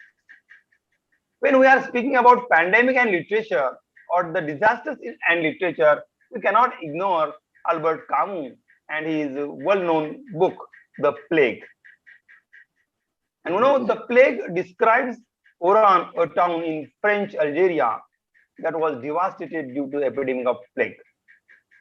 But his book is not just a story of the ordinary characters that are affected by the ill effects of epidemic, but it is much more, as it successfully attempts to pose some very basic facts, like the very existence of humankind and its relation with the environment, and also its powerlessness, its trivial existence in the system of the universe.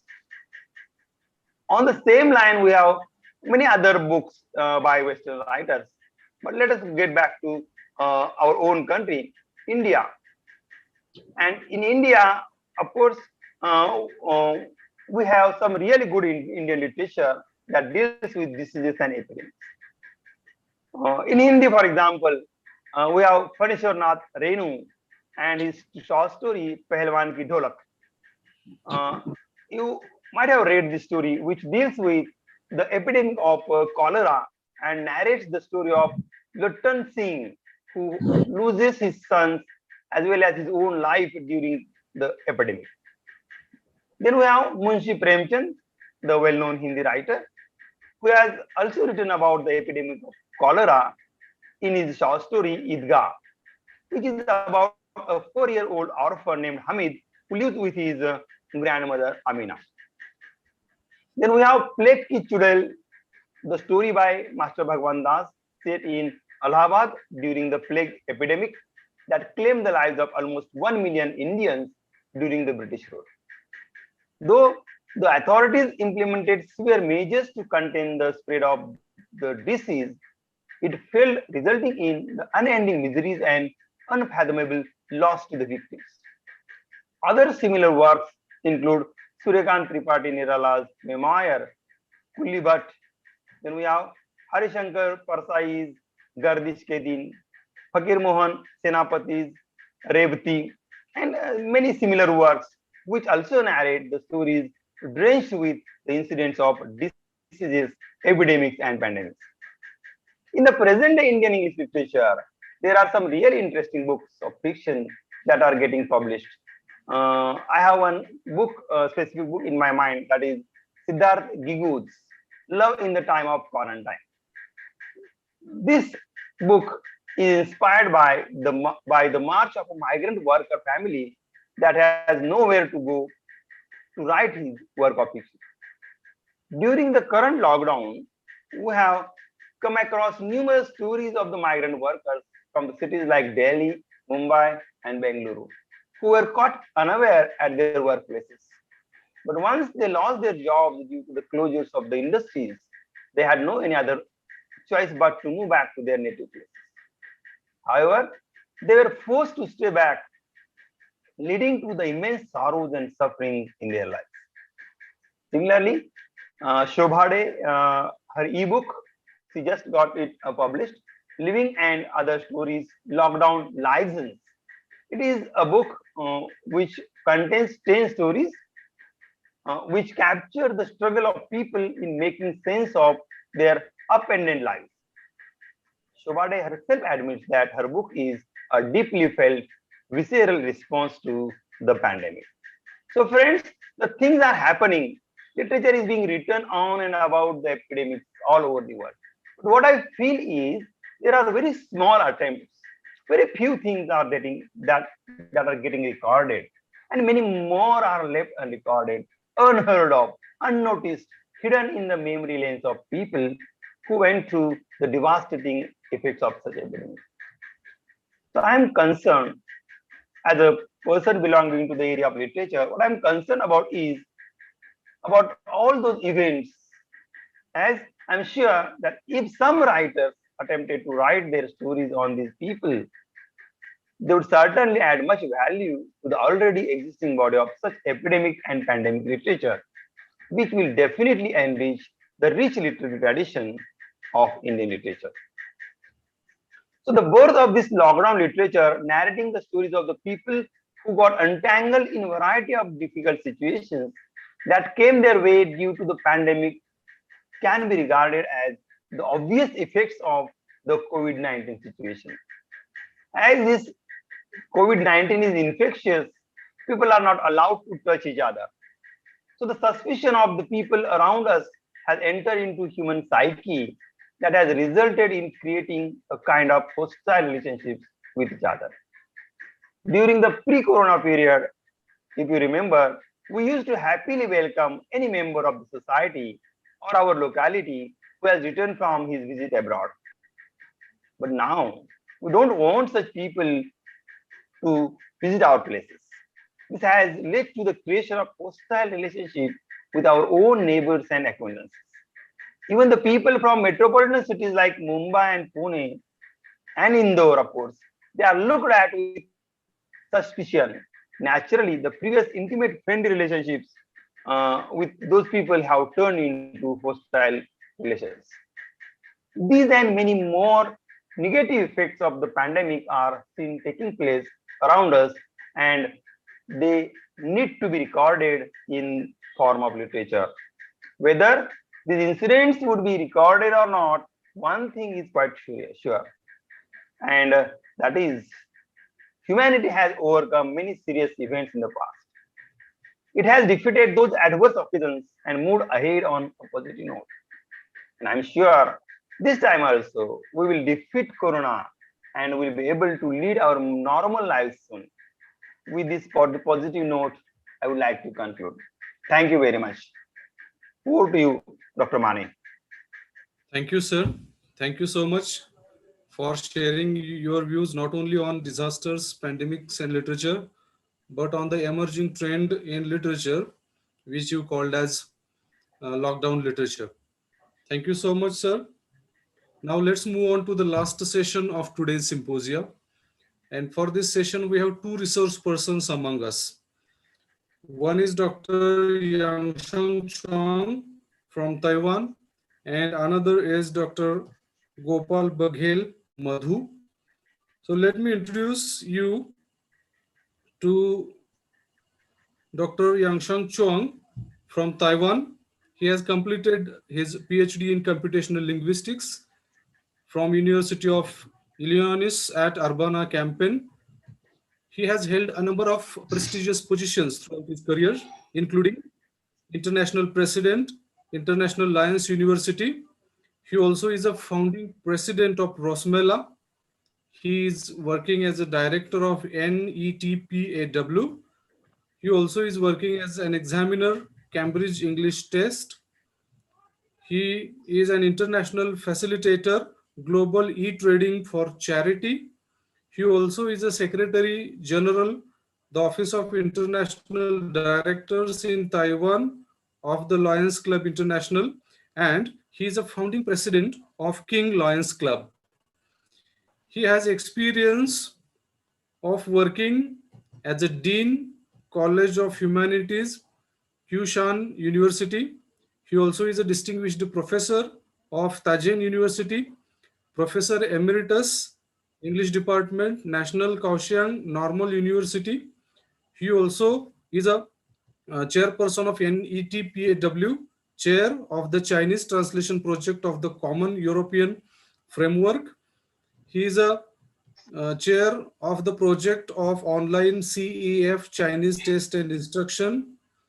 And apart from this, he has conducted 14 enterprise scholar research projects. He has taught the following courses: doctoral, statistics in linguistics, semantics, optimal theory, and so on. He has a vast resume of 16 pages, but due to the time constraint, I cut it short, and I request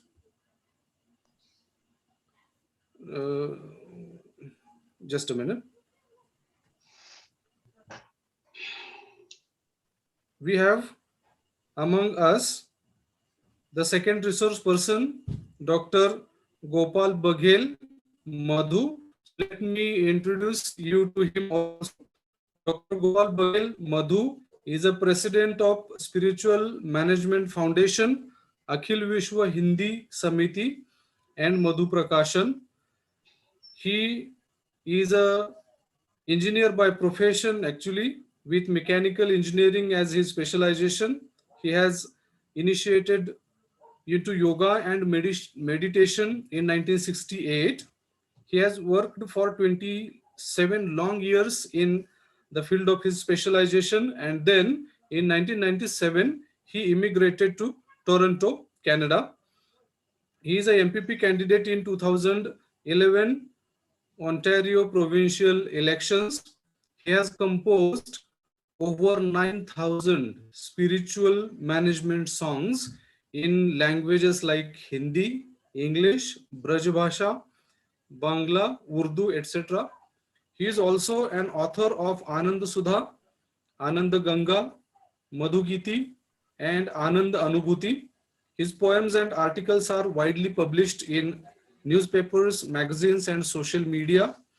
He is a globally renowned and highly appreciated spiritual poet, and earnestly listening in poetic conferences in Canada, USA, as well as India. He is known for his promotion of yoga, meditation, languages, literature, and culture in Western countries. He is a Canadian president of Antarrashtriya Hindi Samiti, New Delhi, and Secretary General of Hindi Sahitya Sabha, Canada.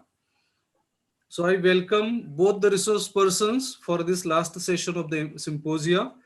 And now I request Dr. Yangshan Chong to share his views on the theme with all of us. Over to you, Dr. Mike Chong. So please unmute yourself.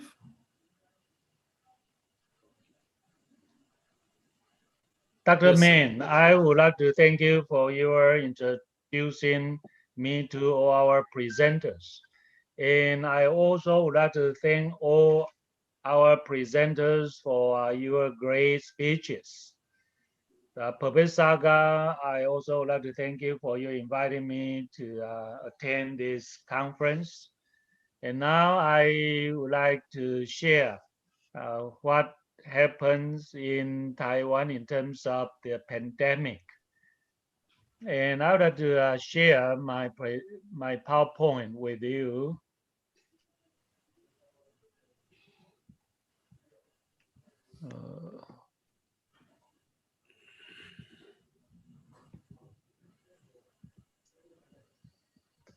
And I would like to go through my CV, although Dr. Mann already introduced me to all of you, so I would went through this very fast.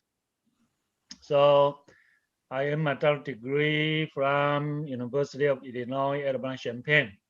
It has an airport and the only one supercomputer in the United States among all the universities. So I serve as a professor at the top program of English department NKU in Taiwan. And I have been conducting researches at some universities in the United States, such as University of Michigan at Ann Arbor, UNCC, University of Wisconsin at Madison. And my topic is Taiwan in the world of COVID-19. So this is the situation of the world before the pandemic. It looks great, and now it doesn't look good, the situation in the world. And I think it would be good for me to quote John Milton's Sonnet 19 when I consider how my life is spent. They also serve who only stand and wait. This is very meaningful, especially at the age of the pandemic. The human beings suffer from COVID-19. It prevents people from meeting each other. And in the good side that it develops the new mentality of loving each other, although through the internet. So although we are far apart, at the same time, we are very close through the internet.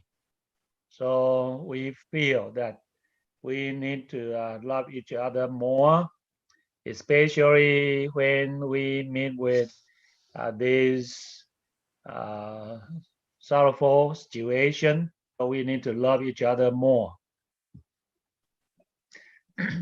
And today I got the newest COVID-19 dashboard.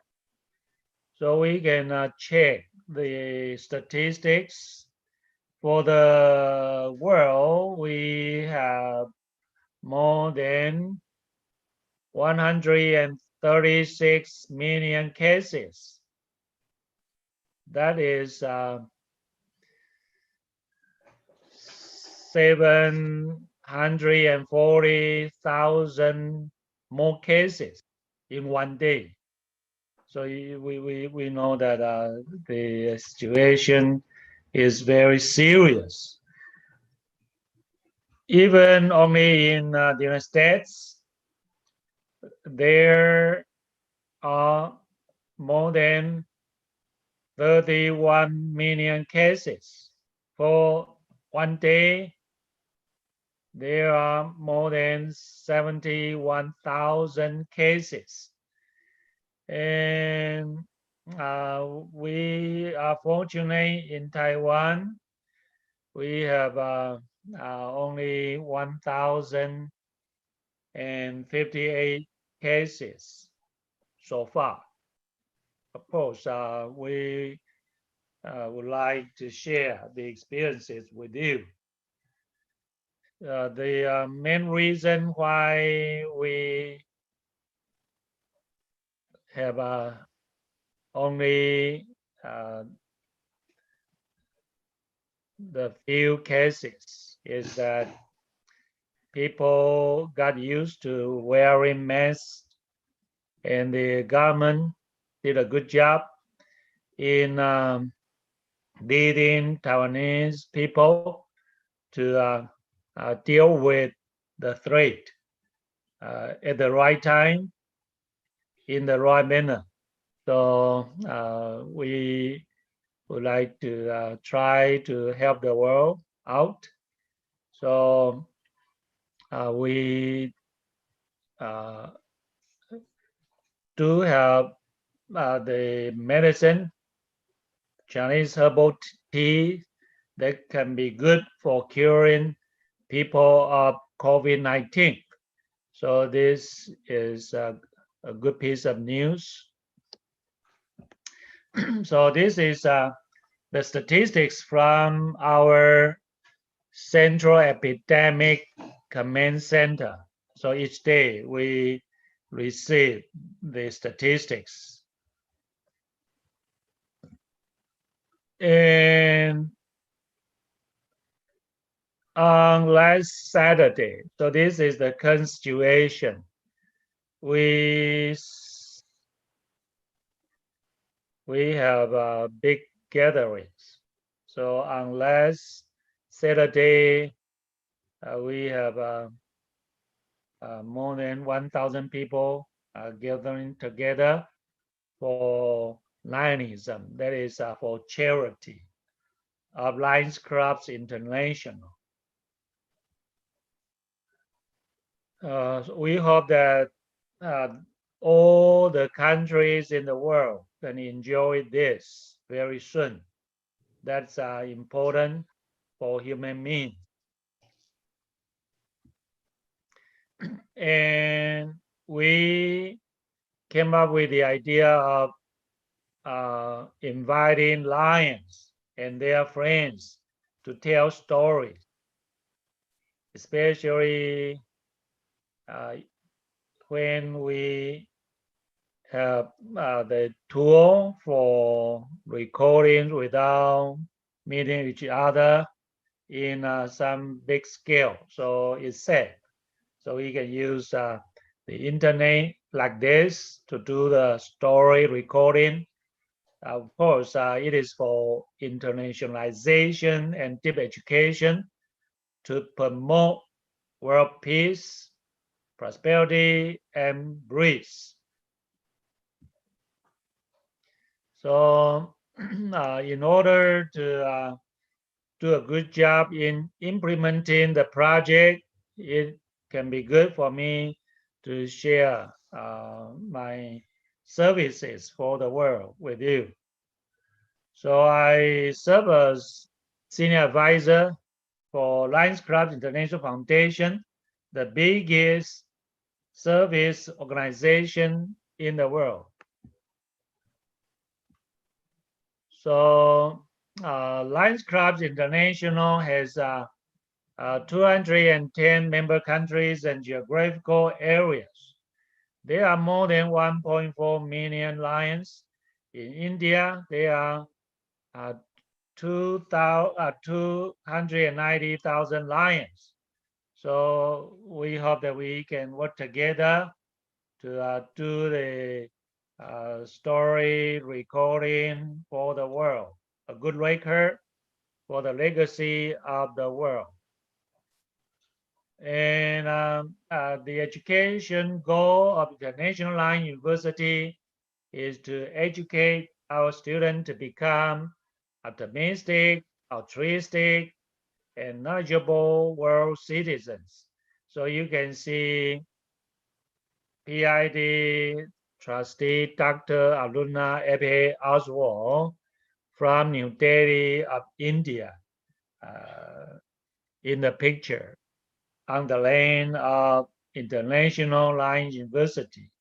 She make the most donation to Lions Club Inter Foundation among all the lions. So we are very happy that we have such a great lion from your country, India. Thanks for your attention. And I would like to thank you for all your friendship and scholarship. Thank you. Thank you, sir. Mhm. Thank you for your presentation. You are more than welcome.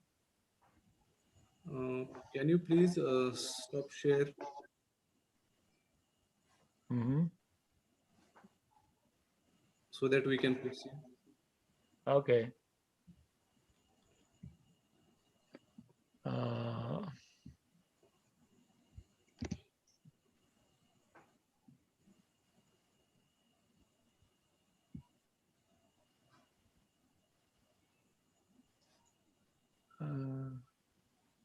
So there is a stop share option. Yeah. Yes, I stopped it. Thank you so much, sir. You're welcome. Yes, Dr. Gopal Madhu, sir, to share his views. Over to you, Dr. Gopal Baghel, sir. Okay, greetings and namaskar to everybody.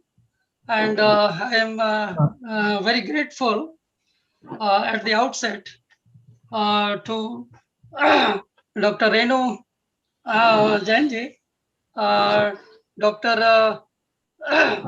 Shivaji Sargar, and all the honorable speakers. It is really very, I am very happy to be with you at this moment. And by now you have heard a lot all about disasters and the literature and a lot of other things associated with it. So I'd like to start with a song which I just composed about five hours before. Okay, so first enjoy the song and then we'll go deeper into that. Disasters are unwanted, catastrophic happenings in creation. They may be natural eruptions or human-made or hybrid crystallization. They may be part of cycle of creation or they might occur because of mysterious emanation. They may destroy or damage cosmic inhabitation. They may help evolve and improve civilization. Literature is expression or outburst of inner realization. It may come out from within, before, during, or after any culmination. Creator may create thunders or wonders. He may innovate, initiate, solve, or resolve anything in moments. Minds and bodies can be reset by divine. 5 fundamental elements can be posed and equiposed by thine. Consciousness controls time, space, and persons. Supreme consciousness evolves cosmos through events and occurrences. All entities and elements have to be integrated in cosmic devotion. Madhu conscious needs to shrine and align with cosmic mind to remain fine. So, in this poem, which was just composed today, I would like to go deeper into that, and let me say that whatever happens in the nature, whatever is happening on the planet, is because it has a cause and effect. Only thing is because we don't know, so we sometimes feel it is mysterious or we don't understand. But there is nothing without any cause So we have to understand to remove those obstacles to find the solutions. We have to find the causes, and then we can understand the effect, and then we can remove the effects. So I'd just like to say a little thing, like even if there is a mountain, series of mountains, and they are all in balance, they are all in equipoise. But if an atom is moving, and there may be a situation when those that balance is just very shaky, and just by movement of one end from one hill to another hill, there may be earthquake. So in the same way, the balance of the human, psychic and spiritual or physical waves may be so delicate that even the pain or cry of one person may create havoc in the whole universe. So we have to go deeper in understanding what really this whole balance of cosmos is, and to cure things, to eliminate mishappenings, we will have to keep balancing the universal elements, universal living beings, so that nothing goes wrong. Now, I would like to say that so basically there are introversive and extroversive expressions and the reasons because of which the things happen. And to maintain all that, there is a theory of Prama in which basically we everything in the universe should be balanced. It should be properly co-poised, and there should not be any unbalance in all in multiple dimensions of the creation. Now, about a few years back, in 1984, I was in company of one great philosopher, and he was a spiritual master, Sri Prabhatranjan Sacha, and he gave a theory of microvita. That is, microvita is basically, it's a mysterious emanation of cosmic factor. So, and many things can be explained by that theory, and all the whatever great things or whatever not so great things are happening, that can be understood, and that can be improved, and we can change the whole universe in a very nice way. I like to give a little bit glimpse of that, and then we move further. So. So basically, this microvita is mysterious emanation of cosmic factor, and there can be, it can be positive, it can be negative, and it can have so many dimensions. So basically, the all like literature is created through positive microvita. Negative microvita brings all these disasters, calamities, and many things in the world. And if we have a lot of positive microvita, then we can eliminate all those negative microvita. So there is a need. Every person, every person on the planet, he is emanating some vibration. So we have to improve that vibration. We have to purify that vibration. We have to make it positive, so that the negativity can be reduced and minimized.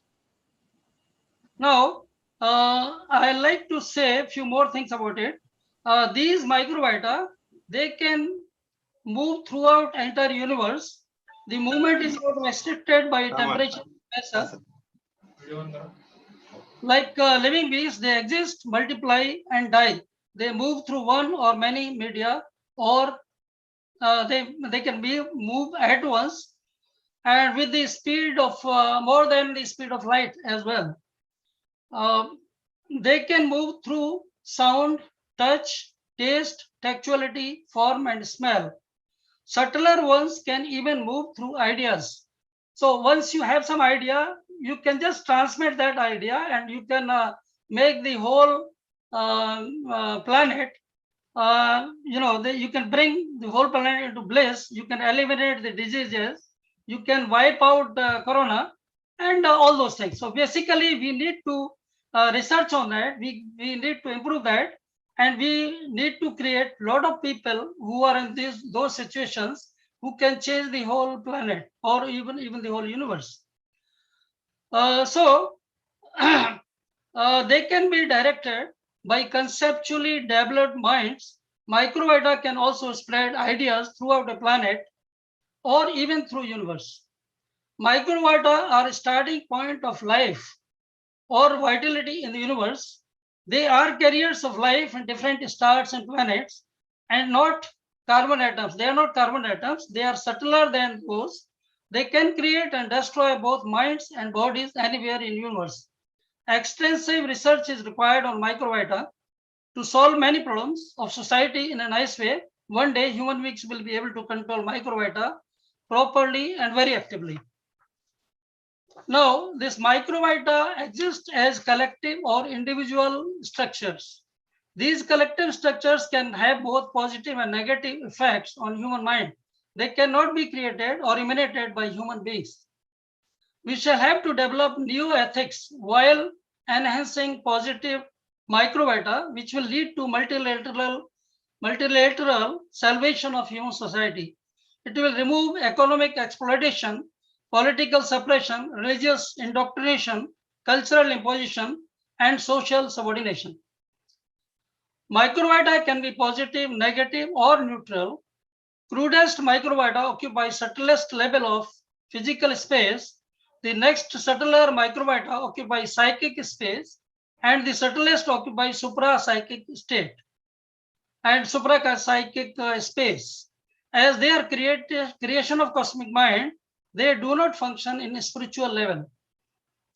Positive microbiota start their action at lunar plexus and can move up or down to other plexus. Negative microbiota normally cannot move across or above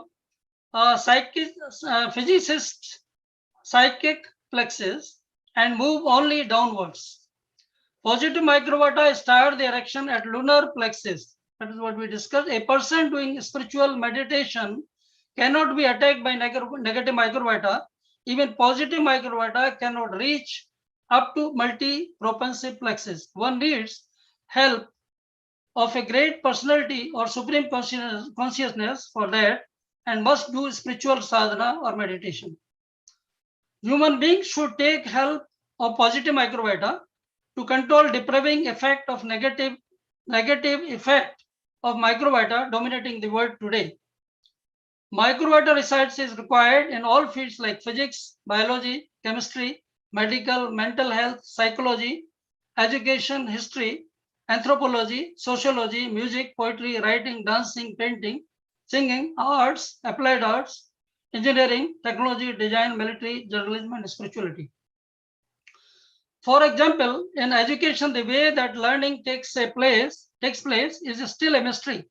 If microbiota can transmit ideas and also can travel through the medium of ideas, they may help to explain how learning actually occurs in the mind. Some of subtler microbiota may inspire artists of all levels, of all kinds, of their creative process that can be improved and that can be multiplied and that can be magnified. Extreme negativity attacks negative microbiota and creates new diseases.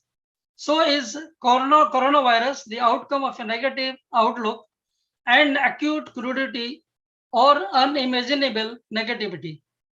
This concept correlates the connection in between literature and COVID-19 in my mind. While the literature is positive, as I said, corona or any other virus are negative microbiota. Positive microbiota could be Gandharva, Yaksha, Kinnar, Siddha, and literature could be part of expression of Gandharva. Negative microbiota could be a virus which may adversely affect whole planet or cosmos. A balance is maintained by interaction of positive and negative microbiome. We need to increase and enhance positive microbiome to take care of negative microbiome. We must enhance and advance our literature, arts, dances, music, meditation, yoga, tantra, science, technology, organizational administration, socio-economic and political management, global coordination, and cosmic interaction to take care of that.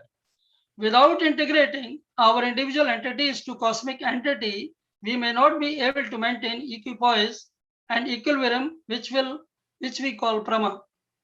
A poet, writer, singer, musician, painter, or artist, through creation or composition, may vibrate or articulate physical, psychic, social, political, or spiritual entities at any place, at any time. So with this, I will say that everything lies in our hands. And once we integrate our mind, our consciousness to supreme consciousness, we will be able to interact and control everything on this planet. And here I like to touch a little bit about the cycle of creation. So basically, cycle of creation is first there was nothing, and we can say that unmanifested Brahma. Brahma means that which is great. He was there in the entire universe. Now, when he thought of doing some place, then he occupied some properties and he became Saguna Brahma or Guru. And then there was a balance of Prakriti, the nature, and there were sentient, mutative, and the static properties which were in balance in triangle form, equilateral triangle. And when there is unbalance of these Sattva or sentient, mutative, and static qualities, then the creation started. And then we had three factors. Then we got a cosmic mind, basically, which consisted of the first stage, that the whole universe is me. That was only the one entity. Like our mind was so great that whole universe existed in ourselves. And the second entity, which after crudification, which was occupied, that was Aham Tattva, or I exist, that feeling. So there were two feelings, I exist and the universe also exists. And then there was further development or crudification, and then we had Chitta. So Chitta was that state of mind which moves very fast, and that is what is doing everything on in the universe. So after that, then we had five elements. First the element we got was ethereal, and then we had aerial, then we had fire, then we had liquid, and then we had solid. So this was what was called Sanchar, or the extrovertive cycle of creation. And then when there was too much clash in the solid particles, and the Chitta and the Am and the Mahat was there, so that because of that they came out, and then we had some plants, unicellular entities first, and then they developed into multicellular. We had the vegetables, and then when there was more clash, then we had animals. With further more class, we got man, and from man we got a intellectual man or intuitive man, and then a spiritual man, and that again a spiritual man integrated himself, and then he merged with the cosmic consciousness. So that is where the control point lies, and that way we create the cycle of creation. But at every point of creation, there is a clash, and cohesion, they are very important, they are very much required, and they will be always there. So we don't have to get afraid of them, we don't have to be fearful at all. We have to enjoy them, we have to take control of them, and we have to do the best for our civilization, for human beings, not only human beings but all beings, and even all the matter. Even if the matter is getting angry, the humans cannot be happy. So everything, we have to control our how do we eat, how do we control ourselves, how do we manage our mind.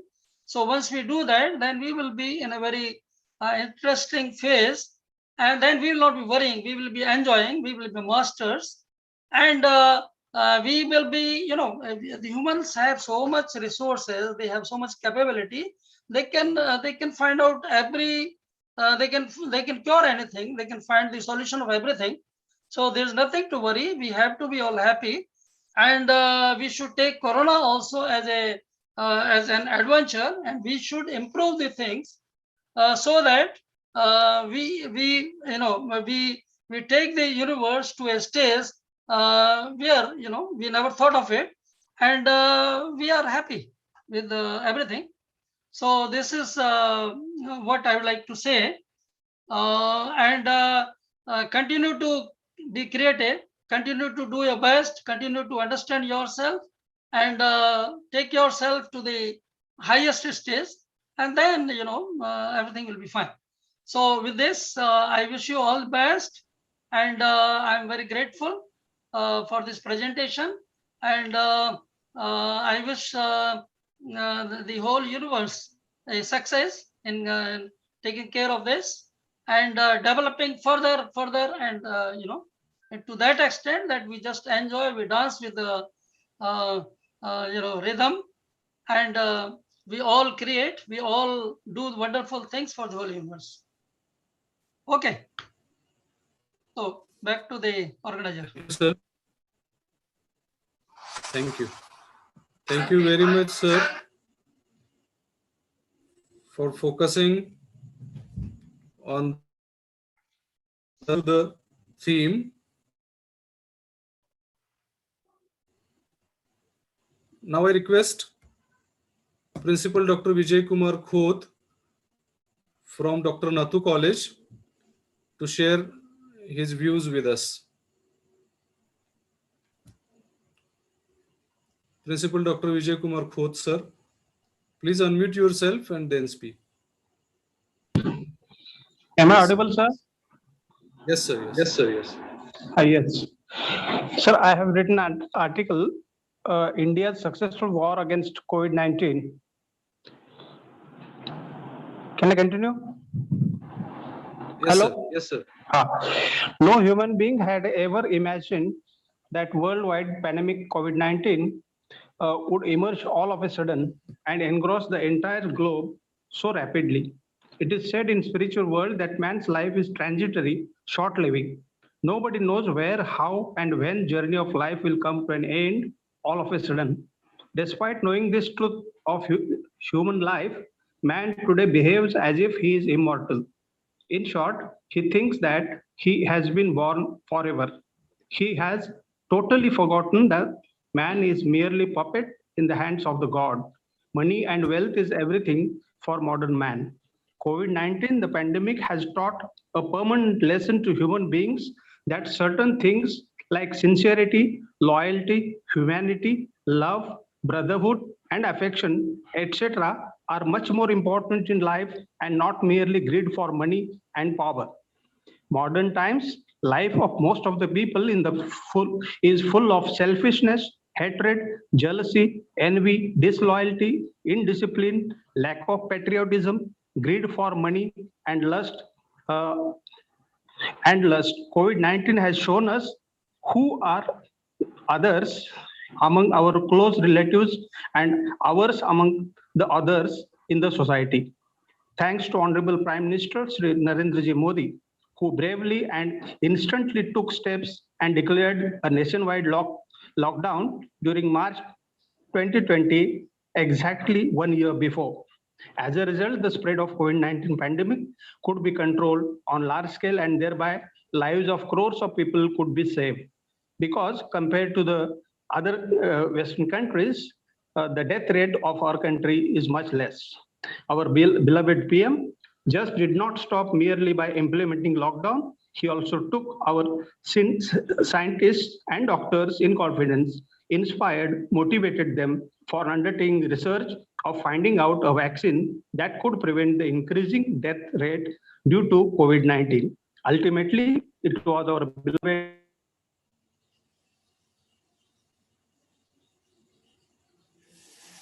which is a boon for not only the Indians, but also for the whole world. It's also a thing of pride that Serum Institute in Pune could come out with the vaccine Covaxin. Because today we learn through the media that other Western countries, neighboring countries are requesting our government for providing the vaccine to the other countries.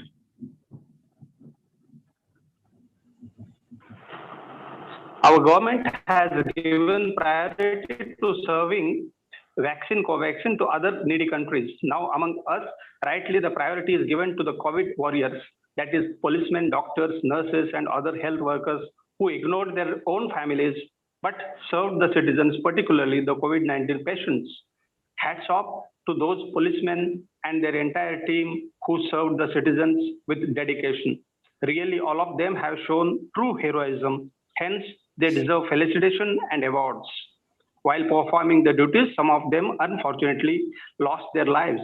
We must pay heartfelt condolences to them and be grateful for their great sacrifice.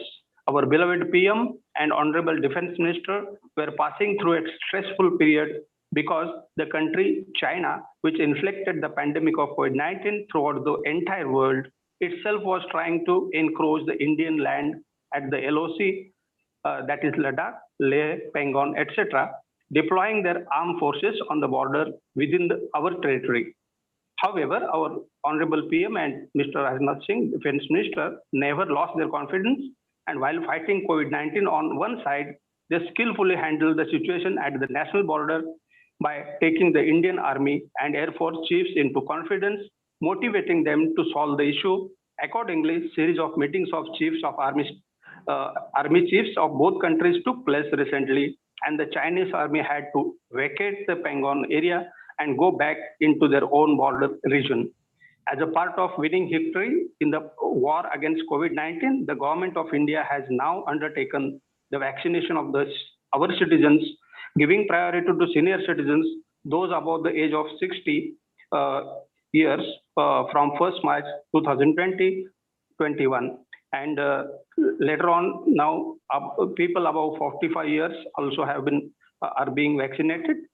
This is a grand success of the government of India. As a result,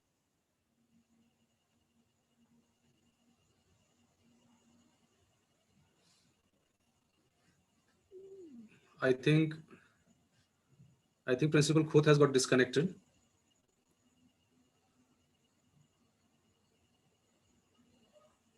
Shall we proceed to the last? To the vote of thanks. Yes. So finally, let us call it a day. And once again, I request Dr. Kalpana Sargar ma'am to express. Before that, please see if there are some questions. Some good questions are there in the chat. Yes, I do have some proposal. Yes, sir. Yes, I had a meeting with Professor Seong of the University of Wisconsin at Medicine and some other scholars. And we came up with a decision that we would offer an international conference on Lionism, internet synchronous instruction, and deep education.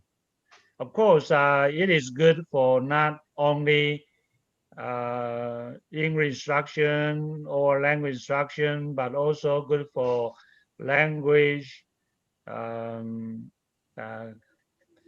literature, and the like. So the dates would be will be September 23, 24, and 25 this year. So I would like to invite all of you to deliver a speech, and we gather together to meet with top lions from around the world.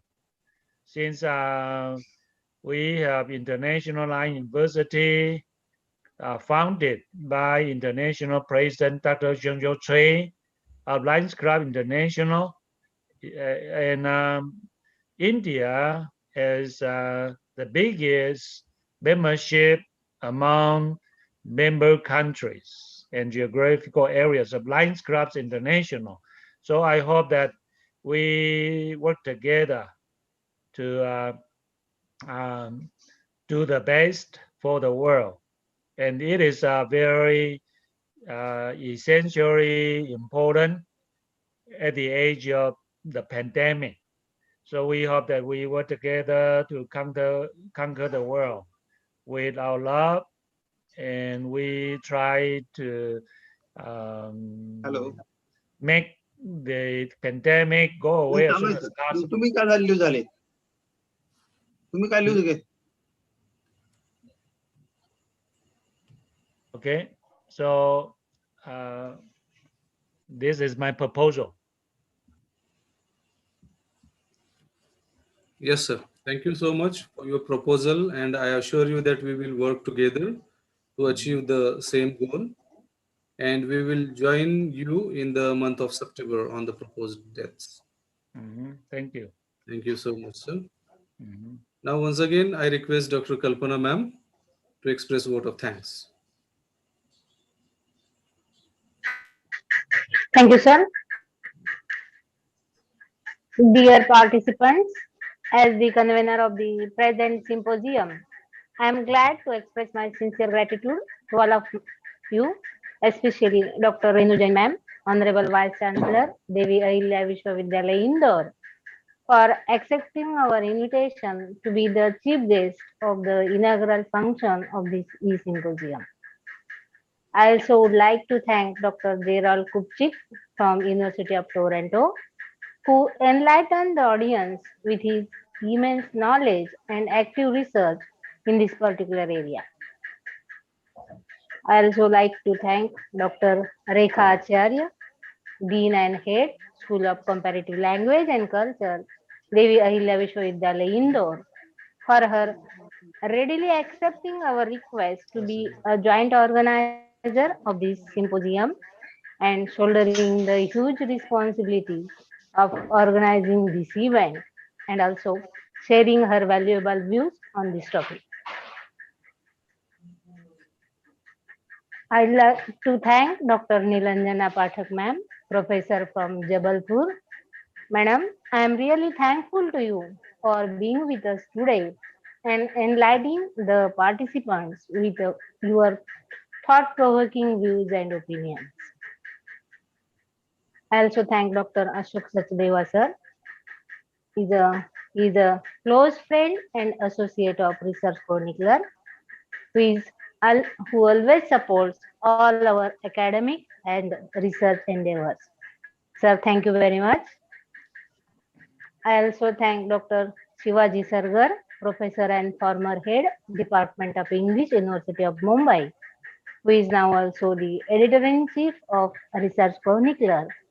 Sir, we are grateful for all your active support and guidance in organizing the symposium. I am also thankful to Dr. Yangshan Chong, President of APOMOL, for sharing his experiences with the audience. My sincere thanks are also due to Dr. Gopal Madhu sir for bringing in the spiritual aspect that enabled all the participants to look at the present situation with a new outlook. Sir, I am thankful to you. Finally, I am thankful to all the members of the organizing committee, Dr. Samadhan Mane sir, Dr. Vijay Kumar Khod, Dr. Suresh Sutar, and the advisory committee members, Dr. S.T. Gadde sir, Dr. Rambhav Badode, and the others. My sincere thanks to all the teachers, research scholars, and the students for actively participating in the symposium and making it successful. Again, like to thank all of you for being here for last 2.5 hours. Thank you. Over to you, sir. Okay, thank you, ma'am. So let us wind it up now. Thank you, one and all. Okay, thank you so much. Yeah. Thank you, sir. Hope that we'll meet once again. Thank you all, Dr. Kapchik. We'll keep meeting. Yeah. Yeah. Now we So can I'll end the end the meeting. Thanks, Madhu, Dr. sir. Shivaji Sarkar. Samadhan, sir. Yes, thank you, sir. My pleasure. Thanks, Dr. Nilanjana.